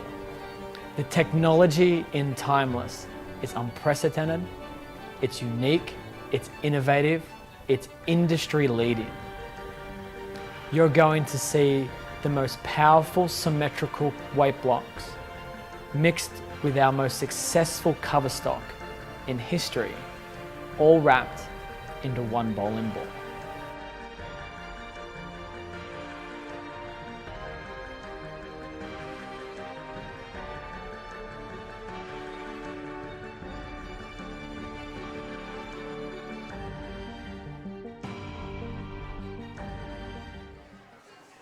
So that's it for the day. Thank you for watching, and we will be back at 8 o'clock in the morning for the conclusion of qualifying during the day. So it's going to be an exciting day tomorrow, so please tune in.